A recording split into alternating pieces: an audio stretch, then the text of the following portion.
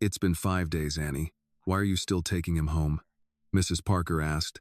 Annie stood beside the employee entrance of Lakeview Cleaning Services, one hand gripping her old bicycle so tightly that her fingers pressed into the cracked rubber handlebar. The faded blue frame was scratched deeply enough in places to expose the metal underneath. The rear rack had been reinforced with two mismatched steel brackets, and every full turn of the front wheel produced the same dry clicking sound. "He still can't remember where his home is," Annie replied. "I ask him every day. Sometimes he remembers a street, a tree, maybe someone's name, but whenever I ask him for more, everything gets mixed up again." A few steps away, the old man sat on a wooden bench beneath the awning, close to the wall. His worn brown coat was buttoned incorrectly by 2 buttons, and the left side of his collar stood up without him seeming to notice. His thin hands rested on top of a walking cane someone from the office had lent him, while his eyes quietly followed each car leaving the parking lot as though any one of them might carry something familiar with it. Mrs. Parker lowered her clipboard. She was in her early 50s and had been a supervisor long enough to recognize the expression of someone who had already made a decision that no amount of advice was likely to change. "Annie, listen to me. You've already done far more than most people would in this situation, but you're not his family." "I know. Then let people who are trained for this handle it. Senior assistant services, social workers, an appropriate shelter. There are systems in place for situations like this." Annie did not answer immediately. She looked toward the old man. He had just tilted his head as a silver sedan passed through the gate. His eyes followed it until it disappeared around the corner, and then his face settled back into its familiar haze of uncertainty. Sometimes he would suddenly say the name Daniel with startling clarity, as though the person had only stepped into the next room. But a short while later, when Annie asked who Daniel was, he would look at her in confusion. One night, he asked 3 times whether the porch light at her house stayed on all night. Annie gave him the same answer each time, and every time he nodded as though he were hearing it for the first time. Mrs. Parker softened her voice. "You have your own life, Annie. You're only 18. You work, you help take care of Grandma Rose, and you're trying to save money for school. You can't make every person you meet your responsibility." Annie's fingers tightened around the handlebar. "I'm not trying to save everybody." "Then what are you doing?" Annie looked at the old man once more. "Just trying to make sure one person doesn't have to sleep on the street when he doesn't even know which way he's supposed to go." Mrs. Parker let out a quiet breath. "You don't even know his name?" The words silenced Annie for a moment. "No, I don't know his name." She turned fully toward Mrs. Parker. "But I know he takes 1 sugar in his coffee. I know his right knee hurts more than the left when it gets cold. I know he doesn't like anyone buttoning his coat for him because he still wants to do it himself. I know he always gives the best piece of meat to my grandmother even after she tells him she doesn't want it. And I know that whenever he can't remember something, he looks down at his hands as though he's the one who did something wrong." Annie's voice grew quieter. "I don't know his name, but I know he's still a human being." Mrs. Parker did not answer. Just then, the door behind them swung open. Carla stepped outside with her purse hanging from one shoulder. The moment she saw Annie's bicycle, she laughed. "I can't believe that thing is still alive." Annie glanced at her. "It's a bicycle." "You sure?" Carla pointed toward the rear wheel. "I heard it yesterday and thought somebody was dragging a box full of silverware down a staircase." The corner of Mrs. Parker's mouth twitched as she tried not to smile. Annie bent down to check the strap holding the thin cushion to the rear rack. "It still gets us home." "How long does that take? 2 business days?" The old man heard them and slowly turned his head. "She's a very good driver." Carla laughed even harder. "Sir, no disrespect, but she pedals uphill slower than I walk." The old man seemed to consider that very seriously before looking at Annie. "But she still gets me home." Annie froze. The final word came softly, yet she felt it more clearly than the noise of traffic passing on the street. Home. He did not know the name of her street. He could not remember his old address. He was not even sure whether Daniel was his son, another relative, or simply a name caught somewhere inside the tangled remains of his memory. But Annie's small rented house, with its yellow porch light and the smell of Grandma Rose's cooking every evening, had become the place he called home. Not because he mistook it for the home he had lost, but because he knew someone would open the door when he got there. Carla's teasing softened. "I'm just saying, Annie, your heart might be a little too big." "No," Annie shook her head. "I just don't want to wake up tomorrow, read that some old man was found wandering the streets, and spend the rest of the day wondering what I could have done." Mrs. Parker studied her for a long moment. What if you still can't find his family tomorrow? I keep calling. What if none of the shelters or agencies have any information? I keep asking. What if it's still like this a week from now? Annie opened her mouth but did not answer immediately. This time, she looked down at the bicycle. I don't know. Mrs. Parker waited. Annie raised her head. But I know he needs somewhere to sleep tonight, so I'll take care of tonight first. A short silence settled between them. Mrs. Parker slowly shook her head, but this time there was no argument left in her expression. You're only 18, Annie. You shouldn't have to deal with something like this. Annie's jaw tightened slightly. Maybe I shouldn't. She looked toward the old man.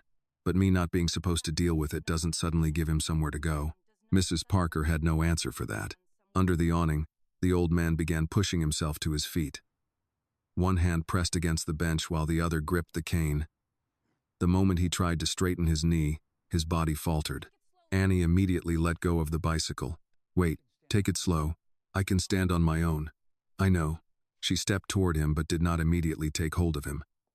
Instead, she held one arm close to his elbow, near enough to catch him if he lost his balance but not so close that he would feel helpless. I'm just standing here in case that knee of yours decides to have an opinion again. The old man gave her a sideways look. It has plenty of opinions. I know. I've been listening to them for 5 days. He chuckled softly. Annie wheeled the bicycle closer to the curb. She bent down, pressed her palm against the thin cushion tied to the rear rack, tightened the old fabric strap, and checked the 2 metal brackets reinforcing the frame. The old man stood beside her, studying the bicycle with his usual suspicion. I think it's louder than yesterday. It can hear you. Then tell it not to be so sensitive. I've tried. It takes everything personally. Carla laughed behind them. Annie steadied the bicycle firmly. All right. Put your hand on my shoulder. Don't step up yet. He did as she said. Left foot first. I know. You said that yesterday, and you almost ended up sitting on the pavement. I was testing your reflexes. Annie turned her head toward him. Did I pass? Fairly well. Only fairly? I'm a difficult judge. I've noticed. At last, he settled safely onto the cushion behind her. Annie bent down and adjusted his pant leg so it would not catch in the spokes, then pulled the hem of his coat away from the wheel before straightening again. You okay? The old man placed both hands along the sides of the rack. I'm still in one piece. Good enough. Carla folded her arms and stared at the bicycle. If that thing makes it another mile, I swear I'm buying it a birthday cake tomorrow. Annie placed one foot on the pedal. Chocolate? You're choosing the flavor too? It's worked hard. Even Mrs. Parker laughed. Annie pushed the bicycle away from the curb. The front wheel clicked once. Then again. The old chain rattled as she put her weight into the pedals. With the extra weight behind her, the bicycle barely moved at first. Annie leaned forward, her arms tightening as her worn work shoes pressed hard against the pedals until the wheels finally gathered momentum. She turned her head slightly. You doing okay back there? I've ridden worse. When? The old man fell silent. The bicycle traveled a few more yards. A long time ago. Annie kept her eyes on the road. With Daniel? The hand resting beside the seat shifted slightly. A pause followed. Maybe. That was all. Annie did not ask another question. She had learned that moments like this could not be forced. The harder someone tried to pull a memory out of him, the deeper it seemed to retreat into a place he could no longer reach. So she simply kept pedaling. The old bicycle rolled slowly along the late afternoon street, passing office windows that reflected the fading sunlight. Cars moved around them. Some people glanced over. Others stared a little longer than usual at the sight of a young black woman still wearing her cleaning uniform, bent forward over a worn-out bicycle as she carried an elderly white man whose name no one knew back to her small house. Annie did not notice. Whenever the road climbed, she rose completely off the seat and put more weight into the pedals. Whenever a wheel struck a crack in the pavement, she immediately asked whether the man behind her was all right, and when the evening wind grew colder, she simply pulled her jacket zipper a little higher and kept going. She did not know who the man sitting behind her really was. She did not know what kind of house he had once lived in, how many people had loved him, or why the name Daniel sometimes slipped out from the scattered pieces of his memory. She knew only one thing. When darkness came, he needed a door that would open for him, and Annie would keep taking him back to hers. By the time Annie turned onto the familiar street, The evening light had faded into a thin ribbon of pale orange caught behind the low rooftops. The old bicycle still made its steady clicking sound with every turn of the wheel, as though it too had grown tired from the long ride. Annie kept a firm grip on the handlebars, occasionally leaning slightly to one side to steady the bike whenever the old man behind her shifted without realizing it. Only when they reached a flatter stretch of road did she turn her head just enough for her voice to carry back to him. "You still doing okay?"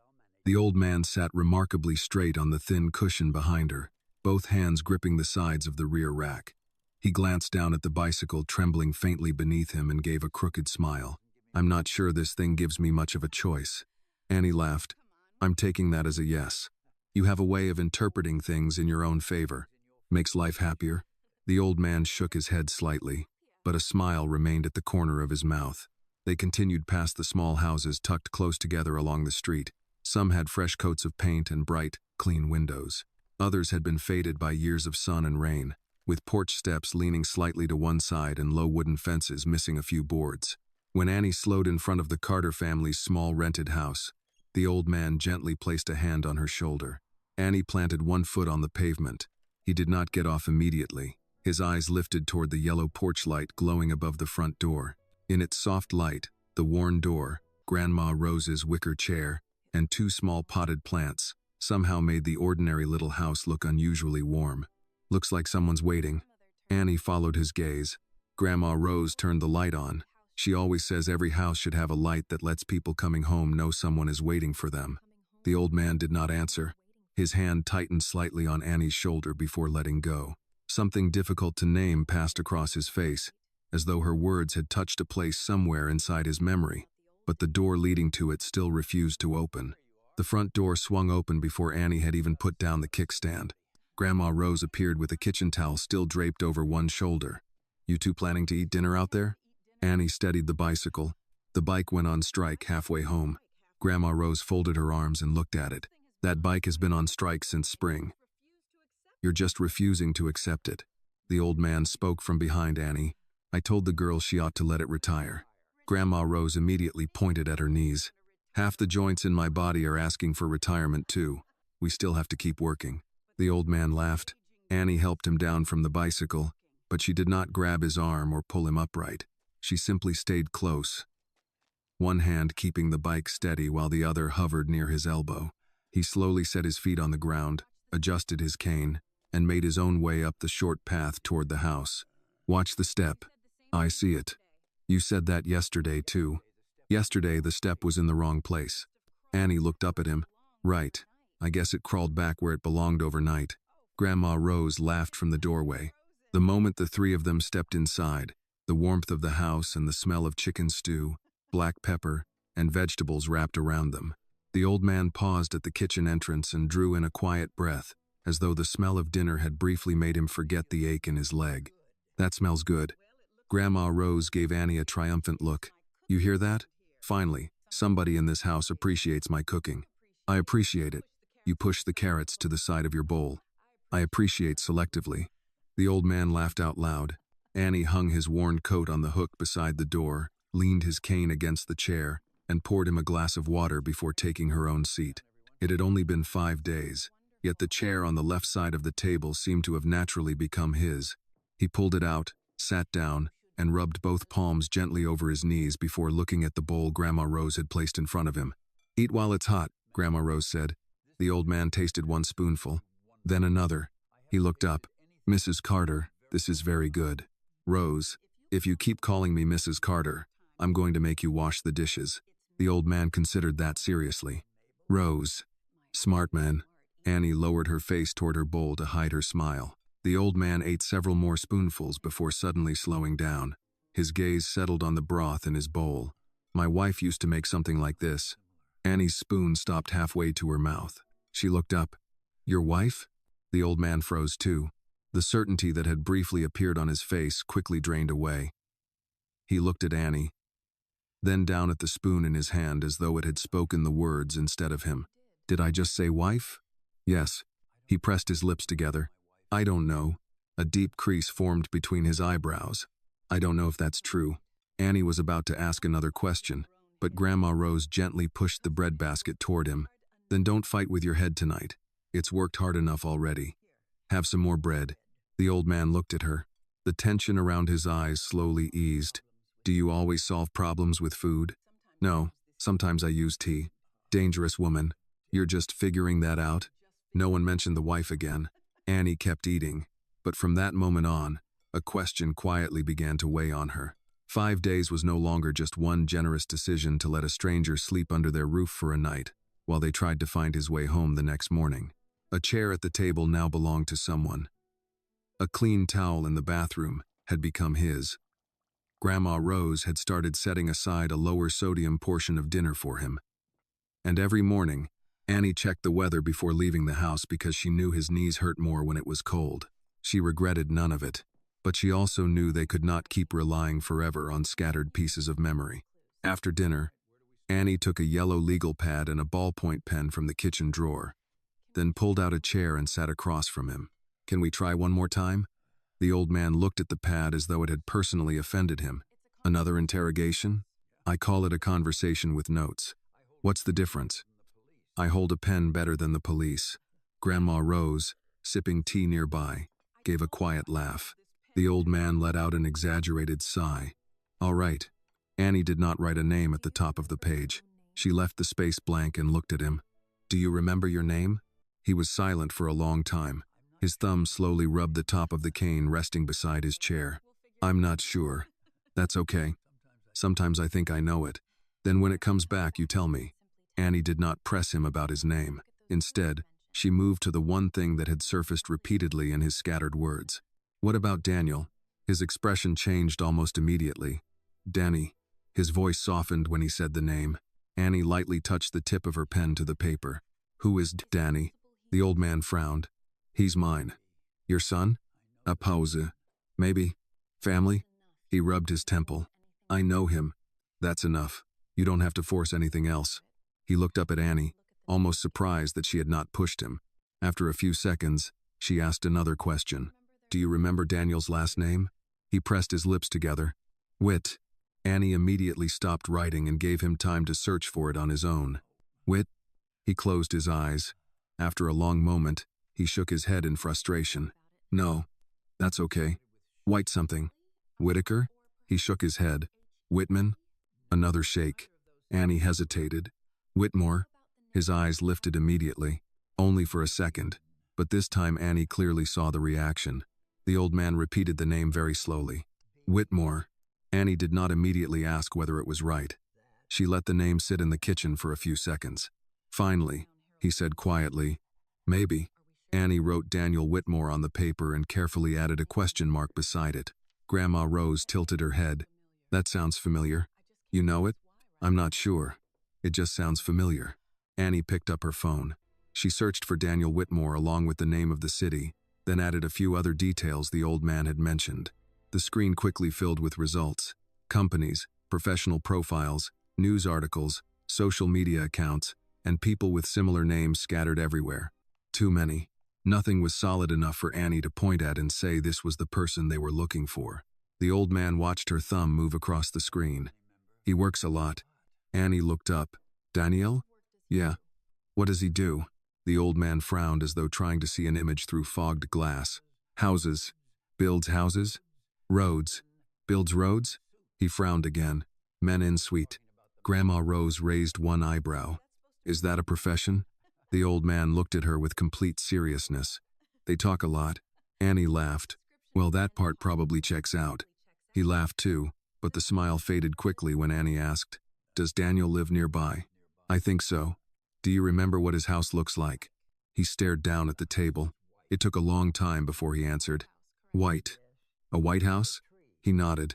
There's a tree. What kind? He narrowed his eyes slightly. Big. Annie waited patiently.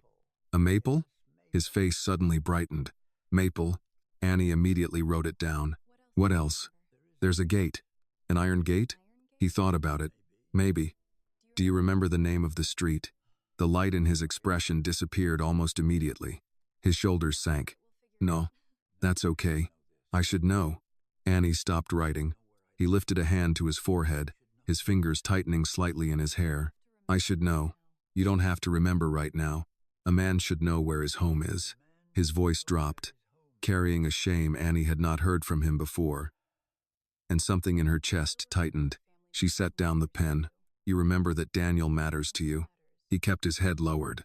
That's not an address. No. Annie pushed the legal pad aside. But it's a thread.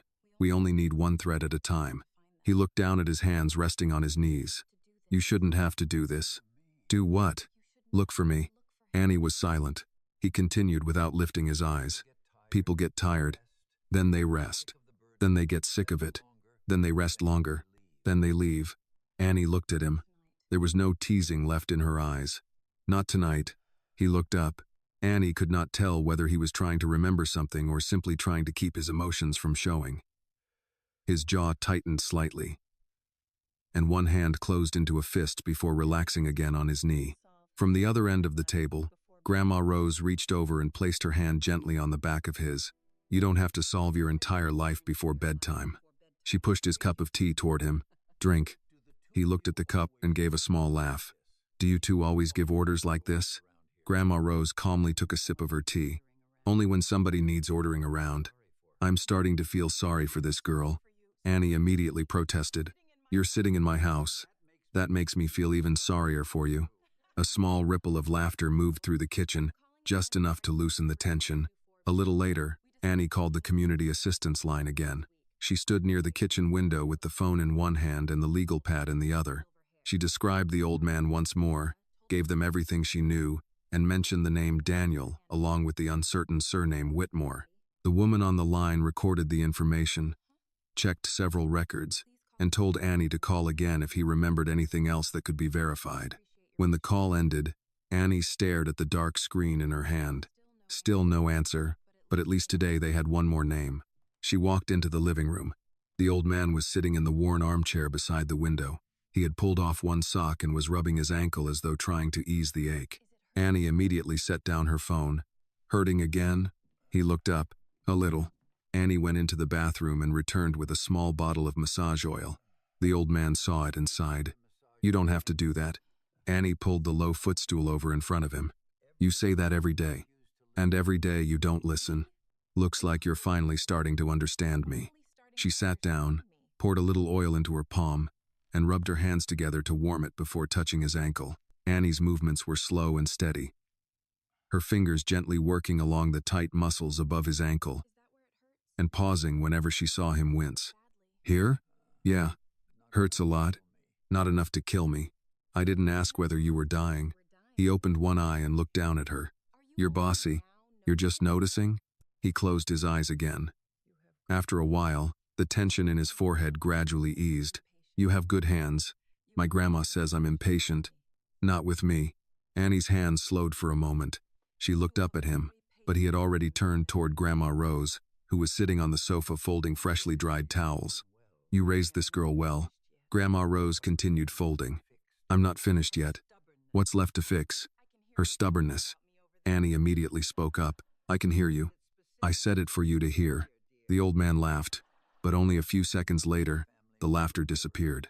His eyes settled on some distant point in front of him. Danny worries. Annie's hand remained on his ankle. She did not ask what he had just remembered. She only said gently, I hope he does. The old man nodded very slowly. He'll come. Annie continued rubbing the oil into his leg, but her expression softened. If Daniel is looking for you, we'll help him find his way here. The old man turned toward the window. Outside, night had fully settled over the street. The yellow porch light spread a small pool of warmth across the steps and the walkway in front of the house. He stared at it for a long time. You leave that light on for him? Annie followed his gaze. The light was no brighter than it had been on any other night. But tonight, his question gave it a different meaning. Annie bent down, pulled the clean sock neatly back over his foot, and gave his knee a gentle pat. Tonight, I do. If this moment touched your heart, please like this video and tell us in the comments where you are watching from. And subscribe to the channel so you do not miss the next heartwarming story. The porch light was still on when Annie woke the next morning. For a few seconds she stayed in bed listening to the house settle around her. Then she remembered Henry was asleep on the sofa and got up before the alarm could sound again. Rose was already in the kitchen, heating water and setting 3 mugs on the counter. You didn't sleep much, Rose said. Neither did you. I'm older. I've earned the right to ignore good advice. Annie reached for the oatmeal. That doesn't sound like something you taught me. It isn't. Henry appeared in the doorway a few minutes later wearing the same brown jacket over his shirt. His hair was untidy, and he looked uncertain until Annie greeted him. "Morning, Grandpa Henry." He relaxed when he heard her voice. "Morning. You remember where you are?" Henry looked around. "Your house." Annie smiled. "That's right. And there's coffee somewhere." Rose slid a mug toward him. "Now I know your memory isn't completely gone." Henry took the mug with both hands. "One sugar?" Annie laughed. "You remembered." "I remember important things." The answer was light, but Annie noticed what followed. Henry looked toward the front window, then at the porch, almost expecting someone to appear. Daniel was still somewhere in his mind, close enough to matter and far enough away that Annie could not reach him. After breakfast, Annie checked her phone again. No missed calls, no message from the assistance line. She searched the possible name Daniel Whitmore one more time, but without a full address or confirmation from Henry, she had nothing solid. She slipped the phone into her pocket and looked at the clock. "I have to work." Henry nodded. "I'll be fine here." Rose immediately said, "No, you won't." Henry turned to her. "Excuse me? You tried to open the front door twice before breakfast because you thought somebody was waiting outside." "I did?" "Yes." Henry looked embarrassed. Rose softened. "That's why Annie's taking you with her." Annie had already made the same decision. But hearing Rose say it made the plan feel more definite. "You can sit in the lobby again," Mrs. Parker said one day. "But I'll talk to her." Henry looked at the bicycle visible through the window. "That machine again? That machine got you here." It complained the whole way. "So did you." Rose covered a smile with her mug. 20 minutes later, Annie stood beside the bicycle while Henry adjusted his jacket. She had tied the cushion more securely to the rear rack and wrapped an old strip of cloth around one metal edge so it would not rub against his trousers. "You ready?" she asked. Henry inspected the bicycle like a man considering a bad business proposal. "Do I have a choice?" "You can walk." He glanced down the street, then at Annie. "The bicycle is excellent." "That's what I thought." She held the bike steady while he carefully climbed onto the rear seat. Once he was settled, Annie checked his feet and the strap around the small cloth bag. Rose had prepared with water, crackers, and an apple. "Comfortable?" "No." "Good enough?" Henry thought about it. "Yes." Annie pushed forward and began pedaling. The bicycle moved slowly under the added weight, its chain making the same uneven clicking sound Carla had laughed about the day before. Annie did not mind. She had learned every sound that bike could make, and this one meant it was still working. They reached Lakeview Cleaning Services just before 8. Carla was standing near the service entrance with a paper cup in one hand. The moment she saw them, she grinned. "No, absolutely not." "That bike survived another night?"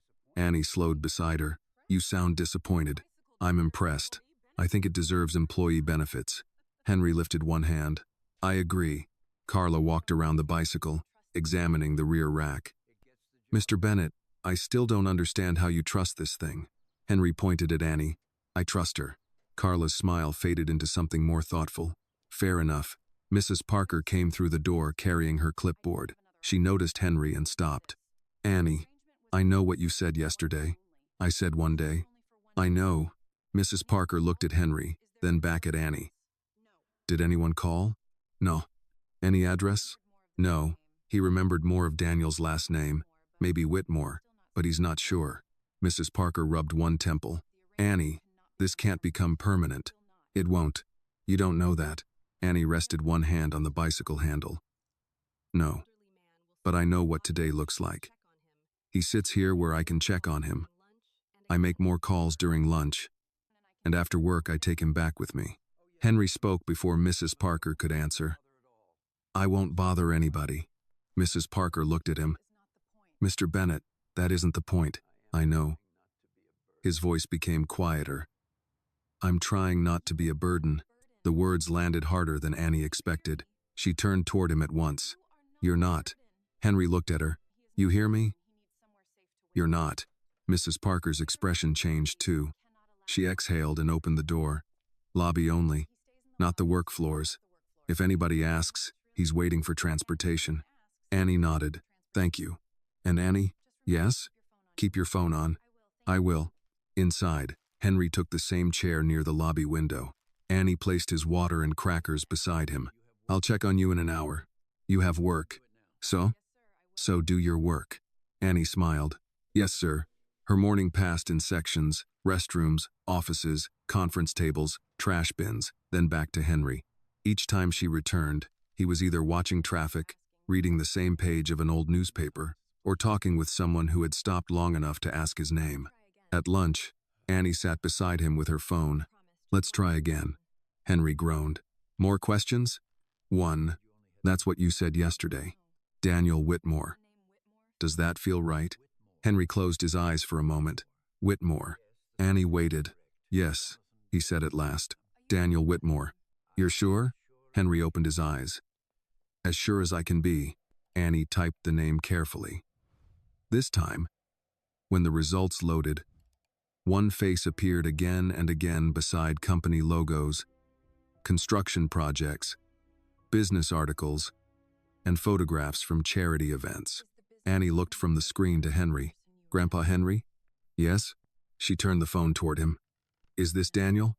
Henry looked at the photograph for several seconds. His fingers moved toward the screen but stopped before touching it. Then his face changed. Danny. Annie's pulse quickened. That's him? Henry nodded once, and his voice broke just enough for Annie to hear it. My boy. For the first time since she had found him, Annie had something more than a first name, a vague memory, and hope. She had a face, she had a full name. And somewhere in Cleveland, Daniel Whitmore was still searching for the man now sitting beside her. Annie kept the phone turned toward Henry, watching his face rather than the photograph on the screen. Daniel Whitmore, she said again. You're sure? Henry touched the edge of the phone with one finger. Danny. The picture showed a man in a dark suit standing beside a construction site, his name printed beneath a headline about Whitmore Infrastructure Group. He looked important in the way Annie had learned to recognize from the offices she cleaned. Tailored clothes, practiced smile, people around him waiting for instructions. None of that mattered to Henry. He was looking only at the face. My boy, he repeated. Annie opened the company website and found a main number. Then I'm calling him. Henry's hand closed around her wrist before she could press the screen. Don't bother him at work. Annie almost laughed, but Henry's expression stopped her. Grandpa Henry, he's been trying to find you. You don't know that. If somebody I loved disappeared for 5 days, I'd be turning Cleveland upside down. Henry looked toward the lobby windows. Danny worries too much. That sounds like another reason to call. She dialed. A woman answered with the polished voice of someone who said the same greeting dozens of times each morning. Whitmore Infrastructure Group. How may I direct your call? I need to speak with Daniel Whitmore. There was a brief pause. May I ask who's calling? My name is Annie Carter. I'm with Henry Bennett. The woman hesitated. I'm sorry. Could you repeat that name? Henry Bennett. He's sitting right beside me. Henry leaned toward the phone. Tell her I'm fine. Annie covered the receiver. That is not helping. He smiled faintly. The receptionist returned. Miss Carter, do you have an appointment with Mr. Whitmore? No, I don't want an appointment. I think I found someone in his family. What is your relationship to Mr. Bennett? I don't have one. I found him 5 days ago. He couldn't remember his address. And today, he recognized Mr. Whitmore's picture. The woman's voice changed, not rude, but more guarded. One moment, please. Music began playing. Annie waited. Henry looked amused. Fancy? Very. How fancy? I've been listening to piano for 30 seconds just to tell somebody you're sitting next to me. That sounds like Danny. A man finally came on the line. Miss Carter, this is Mark Ellison with Mr. Whitmore's executive office. Annie sat straighter. Yes, sir. I understand you're calling about Henry Bennett. Yes. Can you describe him? Annie did. White hair, brown jacket, tan pants, worn shoes. 76. Though Henry had needed time to remember the number. She mentioned his confusion and the name. Daniel. Mark asked, does he have identification? No. Any phone? No. Can I speak with him? Annie handed the phone over. Henry held it uncertainly. Hello? Mark said something Annie could not hear. Henry's brow tightened. Yes, Henry Bennett. Another question. I don't know. His face lost some of its confidence. No, I don't know where I live. Annie watched his fingers tighten around the phone. I said I don't remember. His voice cracked with frustration. Annie gently took the phone back. That's enough. Miss Carter, Mark said, we need to verify several things. We receive unusual claims involving Mr. Whitmore regularly. Annie's irritation rose. I'm not making a claim. I'm trying to give somebody back his father. I understand. No, I don't think you do. He's been sleeping at my house because nobody has come for him. Mark's tone softened. I'm taking this seriously. Can you give me your full name, your work location, and a number where we can reach you immediately? Annie gave him everything. I'm forwarding this to Mr. Whitmore's security team now. How long will that take? I can't promise. Annie looked at Henry. Then tell them not to take too long. She ended the call and put her phone on the table. Henry looked ashamed. You got angry. A little. You shouldn't lose your job over me. This has nothing to do with my job. Mrs. Parker approached from the hallway just as Annie said it. What has nothing to do with your job? Annie explained. Mrs. Parker listened, then looked at the photograph still open on Annie's screen. That Daniel Whitmore? I think so. You think so? He recognized him. Mrs. Parker lowered her voice. Annie, be careful. A man recognizing a photograph doesn't prove everything he remembers is right. I know. And people around somebody that wealthy are going to be cautious. I know that too. Mrs. Parker studied her. Then why do you look like you want to march downtown and drag the man out of his office yourself? Because Henry remembered him. For 5 days he couldn't give me enough to find anybody, and now I finally have a name and they're telling me to wait. Henry looked at her. Annie. She turned. You found him? Maybe. No. He tapped his chest lightly. I remembered. You found him. The anger went out of her as quickly as it had arrived. All right, she said. Then we wait for the call. The call did not come during the next hour, or the hour after that. Annie cleaned restrooms, emptied trash, wiped fingerprints from glass doors, and checked her phone every few minutes. Nothing. At lunch, Carla sat across from her in the break area. So the mystery Daniel is a billionaire? Apparently. And you've been hauling his father around Cleveland on that bicycle? Apparently. Carla shook her head. Annie, if this turns out to be true, I am never making fun of that bike again. You said you were buying it a cake. I'll buy it tires. Now we're talking. When Annie returned to the lobby, Henry was standing near the window. You okay? He nodded toward the parking lot. Thought I saw him. Daniel? I don't know. Annie came beside him. He knows where we are now. Henry looked at her. You believe that? I gave them my name, my number, where I work. If he's really your Daniel, he can find us. Henry seemed to think about that. He always was good at finding things. Annie smiled. Then maybe for once, we make him do the work. At 3:47 p.m., her phone finally rang from an unfamiliar number. She answered immediately. Hello? A man's voice said, Miss Carter, this is Thomas Reed. I'm calling on behalf of Daniel Whitmore. Annie gripped the phone. Thomas continued. Do not leave yet. Mr. Whitmore has been searching for Henry Bennett across the city. Annie turned toward Henry. He was watching her face. What did he say? Henry asked. Annie's eyes filled before she could stop them. She lowered the phone just enough to answer him. He said Danny's looking for you. He said Danny's looking for you. Henry's mouth opened, but no answer came at first. His eyes dropped to Annie's phone as if Daniel might somehow appear there. Then he looked toward the lobby doors. Where is he? Annie raised the phone again. Mr. Reed, Henry wants to know where Daniel is. Thomas answered carefully. Mr. Whitmore is on his way back from another search location. I need to confirm your exact address and where Mr. Bennett will be this evening. Annie frowned. You already have my work address. We do. Mr. Bennett's condition changes things. Mr. Whitmore wants confirmation before anyone moves. Henry touched Annie's sleeve. Tell him I'm all right. She gave him a small smile. He knows. Thomas asked for Annie's home address. She hesitated only long enough to glance at Henry. Why do you need my house? Because Mr. Whitmore may come personally. That answer caught her off guard. Here? Possibly. Or to your residence. His security team is coordinating with us. Annie lowered her voice. He doesn't need a whole security team. Henry just needs his family. Thomas paused. Miss Carter, Mr. Whitmore has been trying to find him for 5 days. He's not treating this like a business matter. Annie looked at Henry again. Okay, I'll give you the address. She did, then repeated it to make sure there was no mistake. Thomas asked her not to change plans without calling him first. Annie agreed, ended the call, and stood with the phone still in her hand. Henry searched her face. He's coming? Looks like it. Today? Maybe.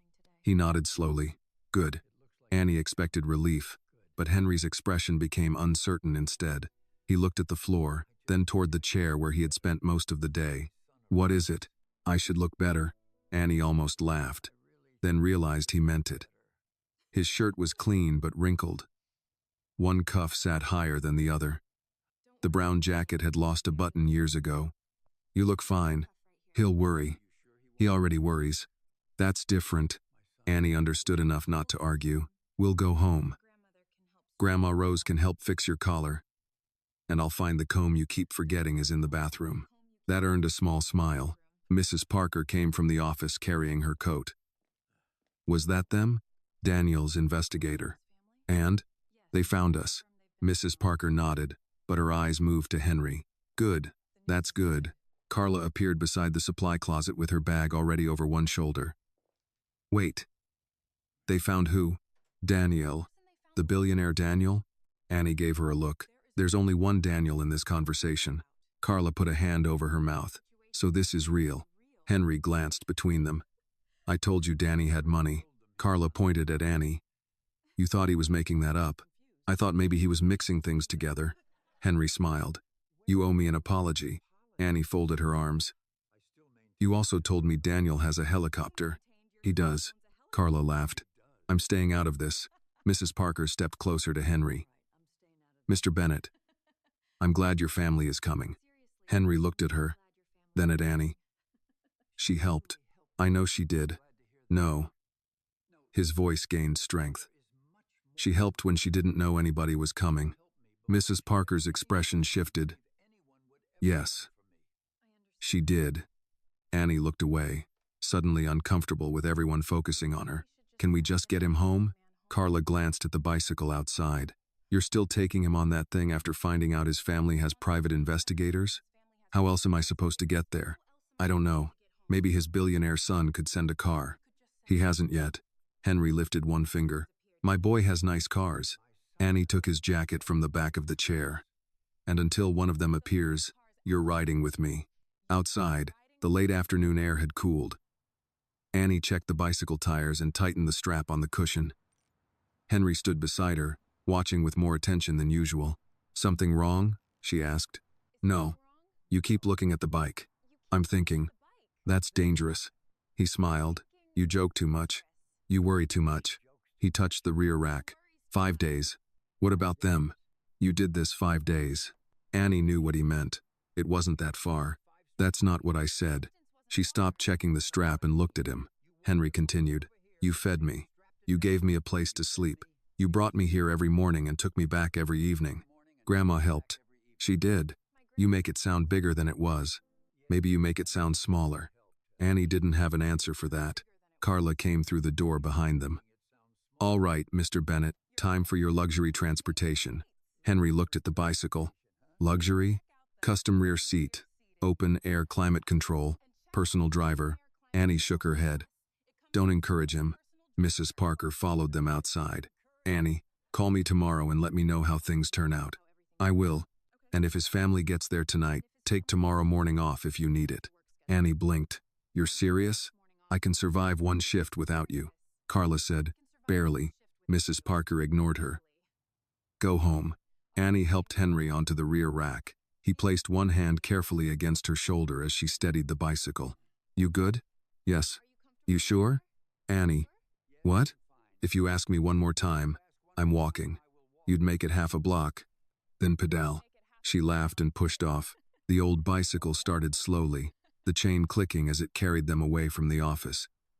Henry sat behind her while Annie worked through the first incline. People passed in cars. A bus pulled away from the curb. The city continued as if nothing had changed, but something had.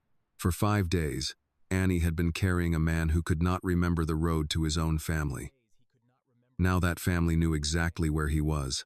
Halfway home, Henry spoke close enough for her to hear over the traffic. "Annie? Yeah? When Danny comes, you'll meet him? Of course. You'll like him. You keep saying that. He'll like you too." Annie smiled without turning. "Let's just get you home first." Henry's hand rested lightly against her shoulder. "That's what you always say." When they reached Annie's street, the porch light was already glowing.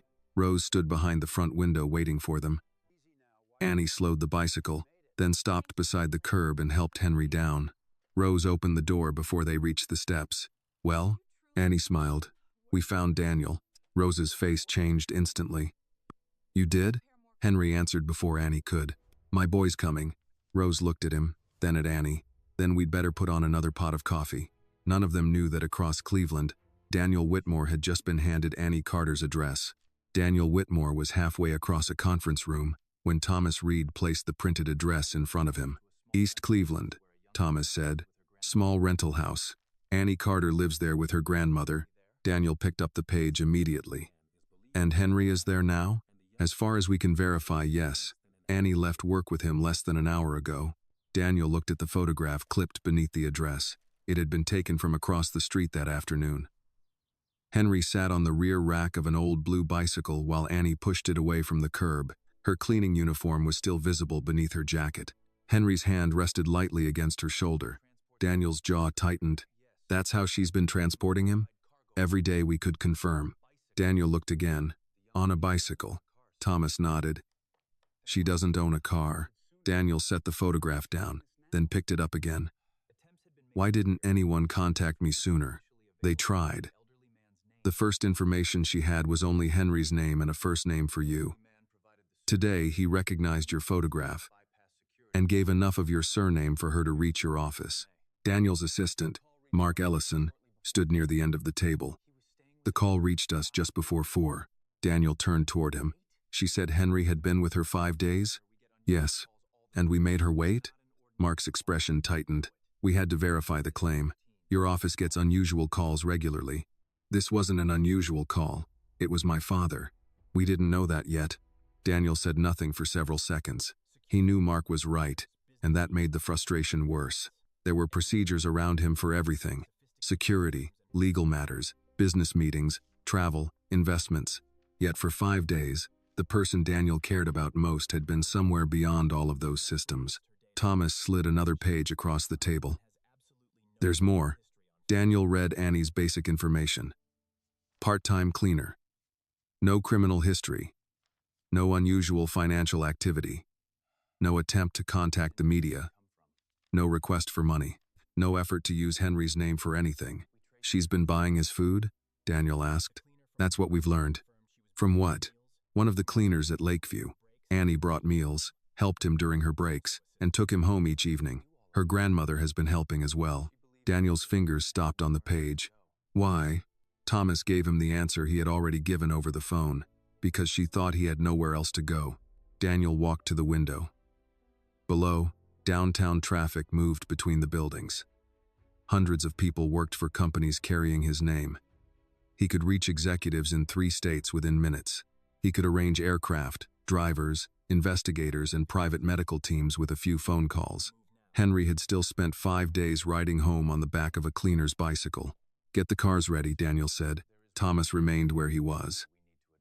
"There's one thing we should discuss first." Daniel turned.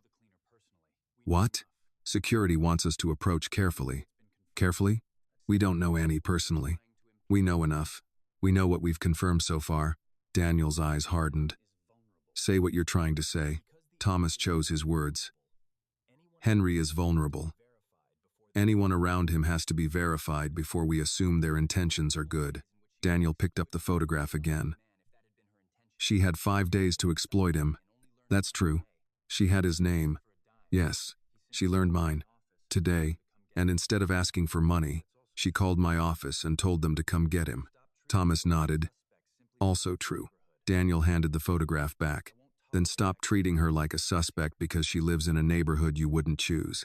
Mark glanced toward Thomas, but neither man answered. Daniel reached for his jacket. What condition is Henry in? No report of injury. Confusion appears intermittent. Annie says he knows his name, recognizes you, eats normally, and has complained mostly about stiffness in his legs. Daniel closed his eyes for a second, then opened them. Did she get him checked? She contacted community assistance and tried to identify family. She didn't have medical authority to do much beyond that. According to her supervisor, she kept him where she could watch him during work hours. Daniel looked toward the door. I'm going now. Thomas stepped with him. I'll ride in the first vehicle. No sirens, no unnecessary attention. We don't use sirens. You know what I mean. Yes, and 4 security people no more. Mark spoke. Mr. Whitmore, you have the infrastructure dinner tonight. Daniel stopped walking. For a moment, Mark seemed to regret reminding him. Daniel pulled his phone from his pocket, opened the calendar, and deleted the event himself. Not anymore. They're expecting you to speak. They'll survive. Mark nodded. I'll handle it.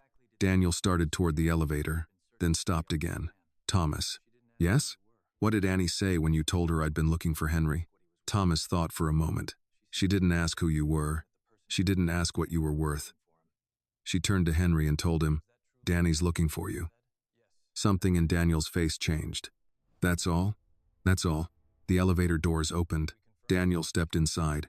During the drive east, he barely looked at his phone. Thomas sat across from him in the SUV, speaking quietly with one of the investigators while the other vehicles followed behind. Daniel kept Annie's address on a sheet of paper beside him, even though the driver already had it entered into navigation. When they left the larger downtown streets and entered blocks of older houses, Daniel began checking each number himself.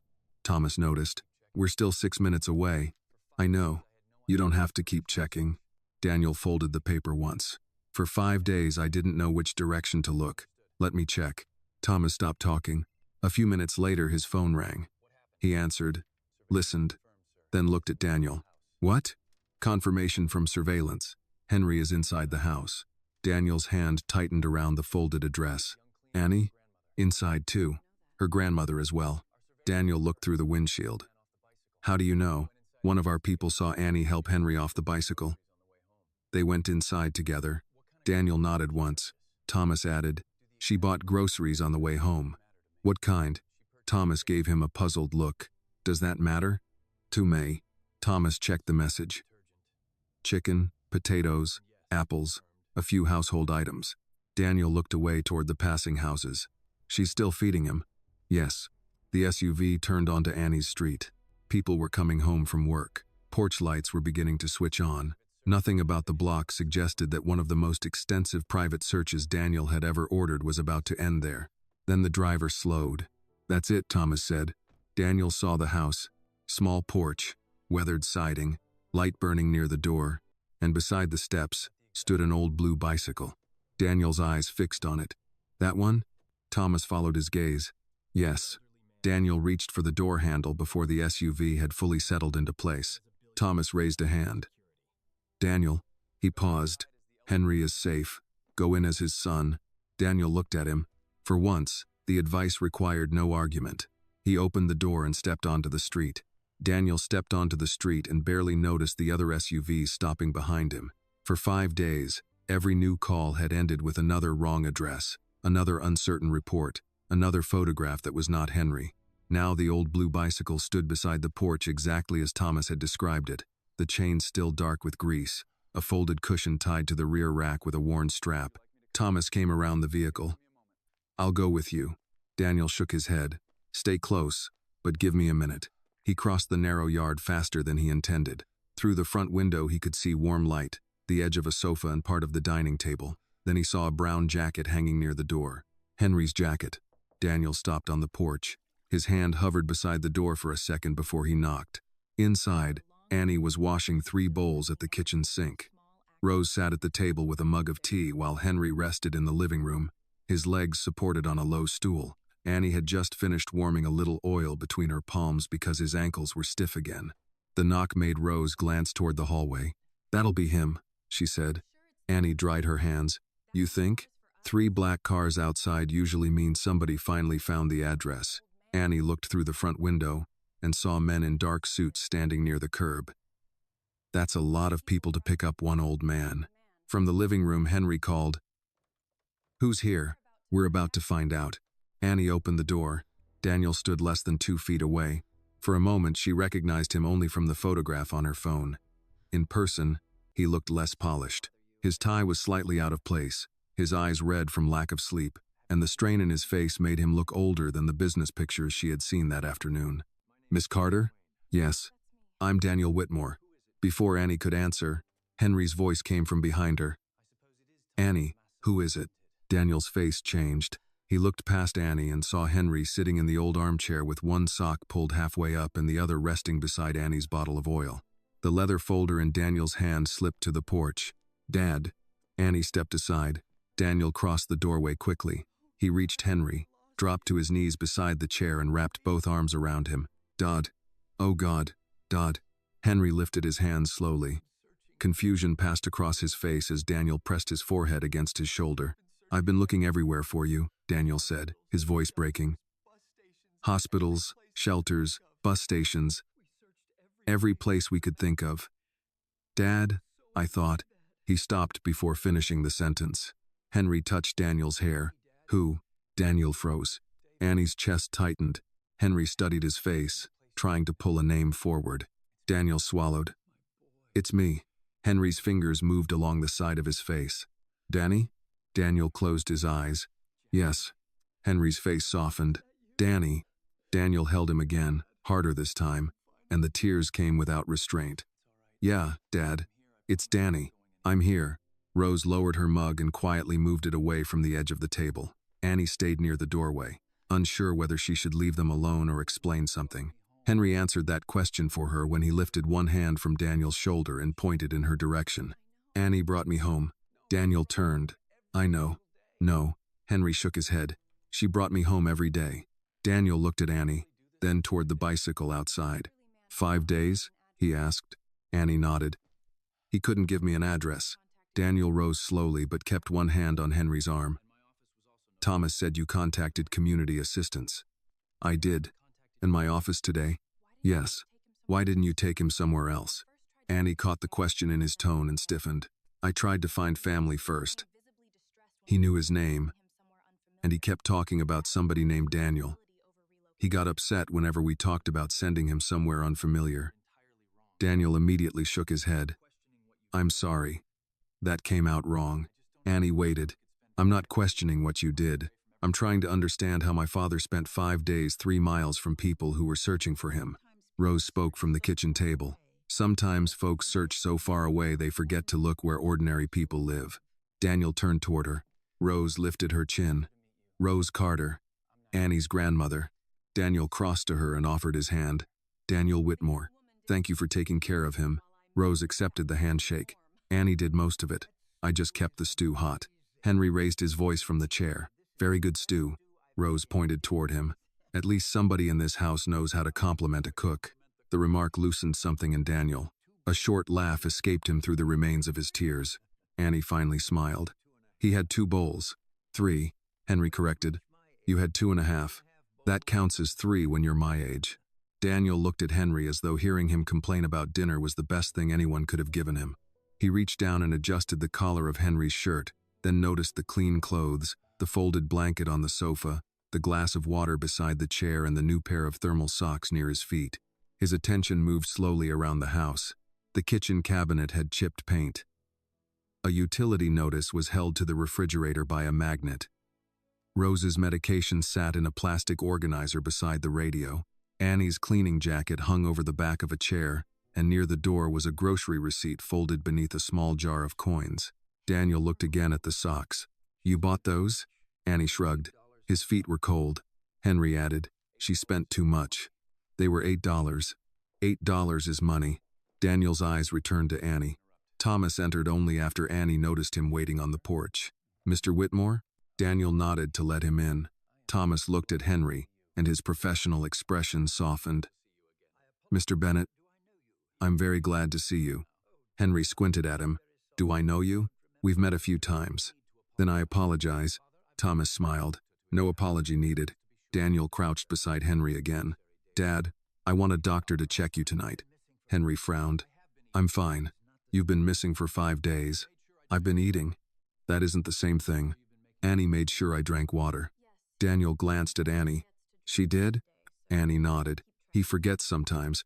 Henry looked mildly offended. People keep saying that, Rose replied. Because you keep proving it. Daniel laughed again, but his eyes filled once more. He took Henry's hand and held it between both of his. I should have found you sooner. Henry studied him. You found me. No, she did. Daniel looked across at Annie. Annie shook her head. I just stopped when I saw him. Daniel's voice dropped. That's exactly what I mean. He looked around the small house again, then at the bicycle beyond the open door. 5 days of investigators, drivers, databases, and private security had failed to bring Henry home. During those same 5 days, Annie had used an old bicycle, a grocery budget she could barely stretch, and a porch light that stayed on after dark. Henry squeezed Daniel's hand. Danny. Yes, Dad? Annie comes with us. Annie blinked. Daniel turned toward her, and for the first time that evening, Annie had no idea what to say. Annie looked from Henry to Daniel. Come with you, where? Henry kept hold of Daniel's hand but pointed toward Annie with the other. She comes. Daniel glanced at his father, then at Annie. I was planning to take him home after a doctor checks him. I have work in the morning. Henry frowned. No. Annie almost smiled. Grandpa Henry, I can't just disappear because you said so. You brought me with you. That was different. How? Because you didn't know where else to go. Henry looked toward Daniel. Now I do. The answer caught Annie off guard.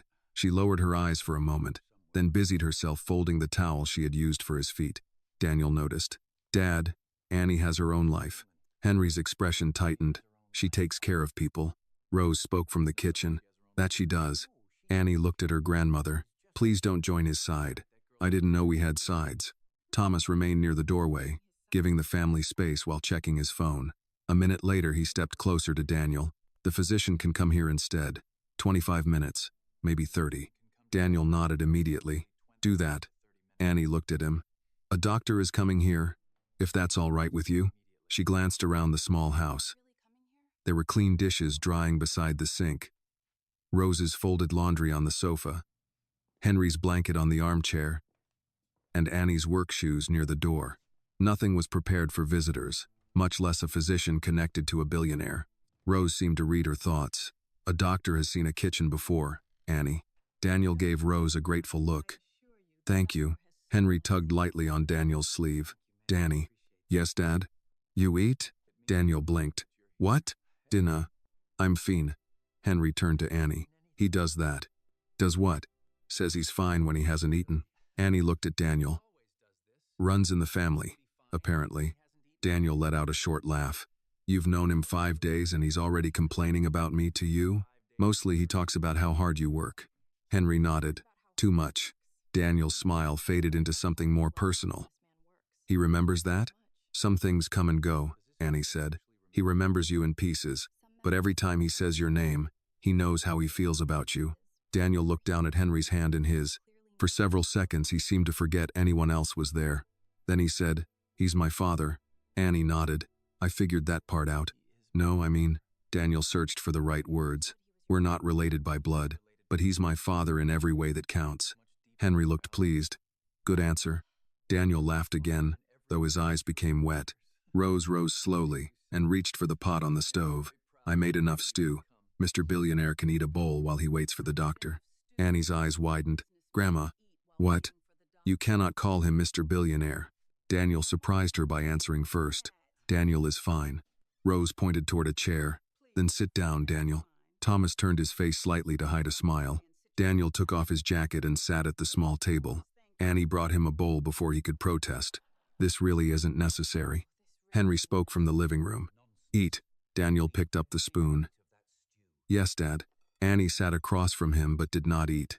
She had too many questions, and none of them seemed appropriate. Daniel took a few bites before noticing. Ask me. What? You've been trying not to ask something since I walked in. Annie rubbed her thumb against the edge of the table. How does someone like him go missing when someone like you is looking for him? Daniel stopped eating. It was blunt, but Annie did not take it back. He looked toward Henry. Because money makes some things easier. It doesn't make every answer appear. Annie waited. We had people searching everywhere we thought he might go. Hospitals, transit centers, shelters, hotels, places connected to his name. We were looking for patterns, routes, records. He glanced toward the front window where Annie's bicycle was visible beside the porch. Nobody thought to look for a young cleaner taking him home after work. Annie's voice softened. Maybe you were looking for the life he used to know. Daniel nodded slowly. Maybe. Henry called out, I know this life. Annie turned. What do you mean? Henry lifted one hand toward her, then toward Rose. You, her, Stu. Rose smiled. At least the stew made the list. Annie went to him and adjusted the blanket over his legs. You're going home tonight. Henry looked up at her. This is home too. The words stopped her hands. Daniel heard them. So did Rose. Henry seemed unaware of the weight he had placed on the sentence. He simply settled his hands over the blanket. Daniel spoke quietly. What happened here these 5 days? Annie sat on the edge of the sofa. Nothing special. Henry immediately objected. That's not true. She looked at him. I fed you. You fed me well. Grandma fed you well. You took me to work. Because you couldn't stay alone. You came back to check on me. Because I said I would. Henry pointed toward the new thermal socks. Those. Annie sighed. $8. Still money. Daniel looked at the socks, then at Annie's work uniform. How many hours a week do you work? Depends. 25, sometimes 30. And you're helping your grandmother too? Annie's expression changed. We help each other. Daniel nodded. Fair. She appreciated that he did not ask how much rent cost or whether she needed money. At least not yet. The doorbell sounded. Thomas checked his phone. That should be Dr. Harris. A woman in her 60s entered carrying a medical bag. She greeted Henry first, introduced herself to Annie and Rose, then asked Daniel to give her space to work. Henry looked offended. Everybody keeps organizing me. Dr. Harris smiled. Then tonight you can organize me. Tell me where you want me to sit. That pleased him. She checked his blood pressure, hydration, movement, and orientation, asking simple questions without making him feel examined. Henry knew his name. He knew Daniel. He knew Annie. He knew he had been staying in Cleveland, though he could not give a street.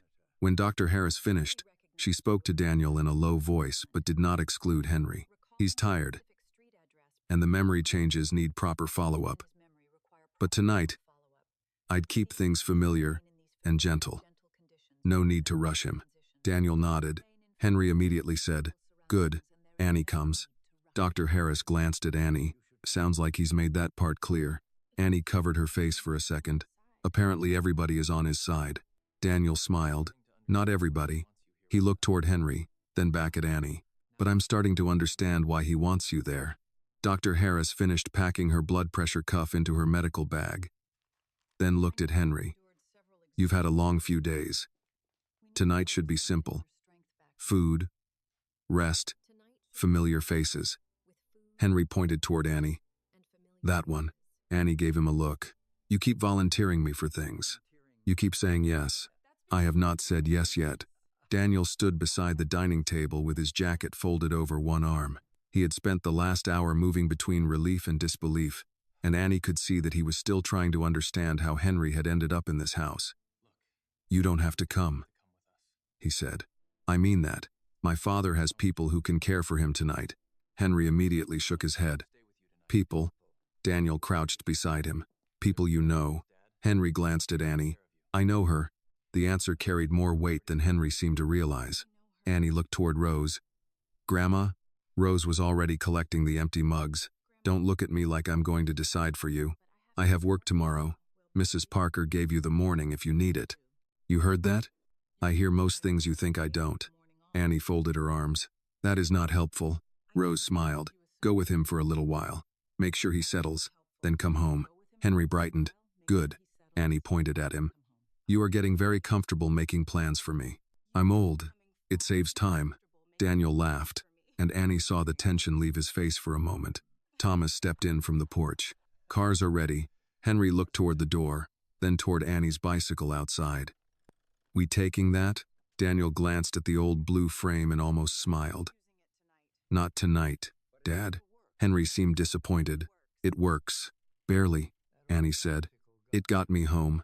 Annie's expression softened. Yeah, it did. Daniel helped Henry put on his brown jacket, but Henry struggled with the top button. Annie stepped closer and fixed it without thinking. Daniel watched her fingers straighten the collar and smooth the fabric over Henry's shoulder. "You do that automatically," he said. Annie looked up. "Do what?" "Notice what he needs before he asks." She shrugged. "My grandma's the same way. If you wait for some people to admit they need help, you'll be waiting all day." Rose called from the kitchen. "I heard that." That was the point. Before leaving, Annie packed Henry's thermal socks, the small bottle of oil, and the folded sweater he had been wearing in the mornings. She placed everything in a grocery bag. Daniel looked at it. "He has clothes at home." "I know. Then why pack those?" "Because these are the things he's used to right now." Daniel stopped. Dr. Harris nodded. "She's right. Familiar objects can help when someone is disoriented." Annie handed the bag to Daniel. "See? Sometimes the cleaner knows things." There was no bitterness in her voice, but Daniel heard something underneath the joke. He took the bag carefully. "I'm beginning to notice." Outside, several neighbors had found reasons to stand on porches or check mailboxes that did not need checking.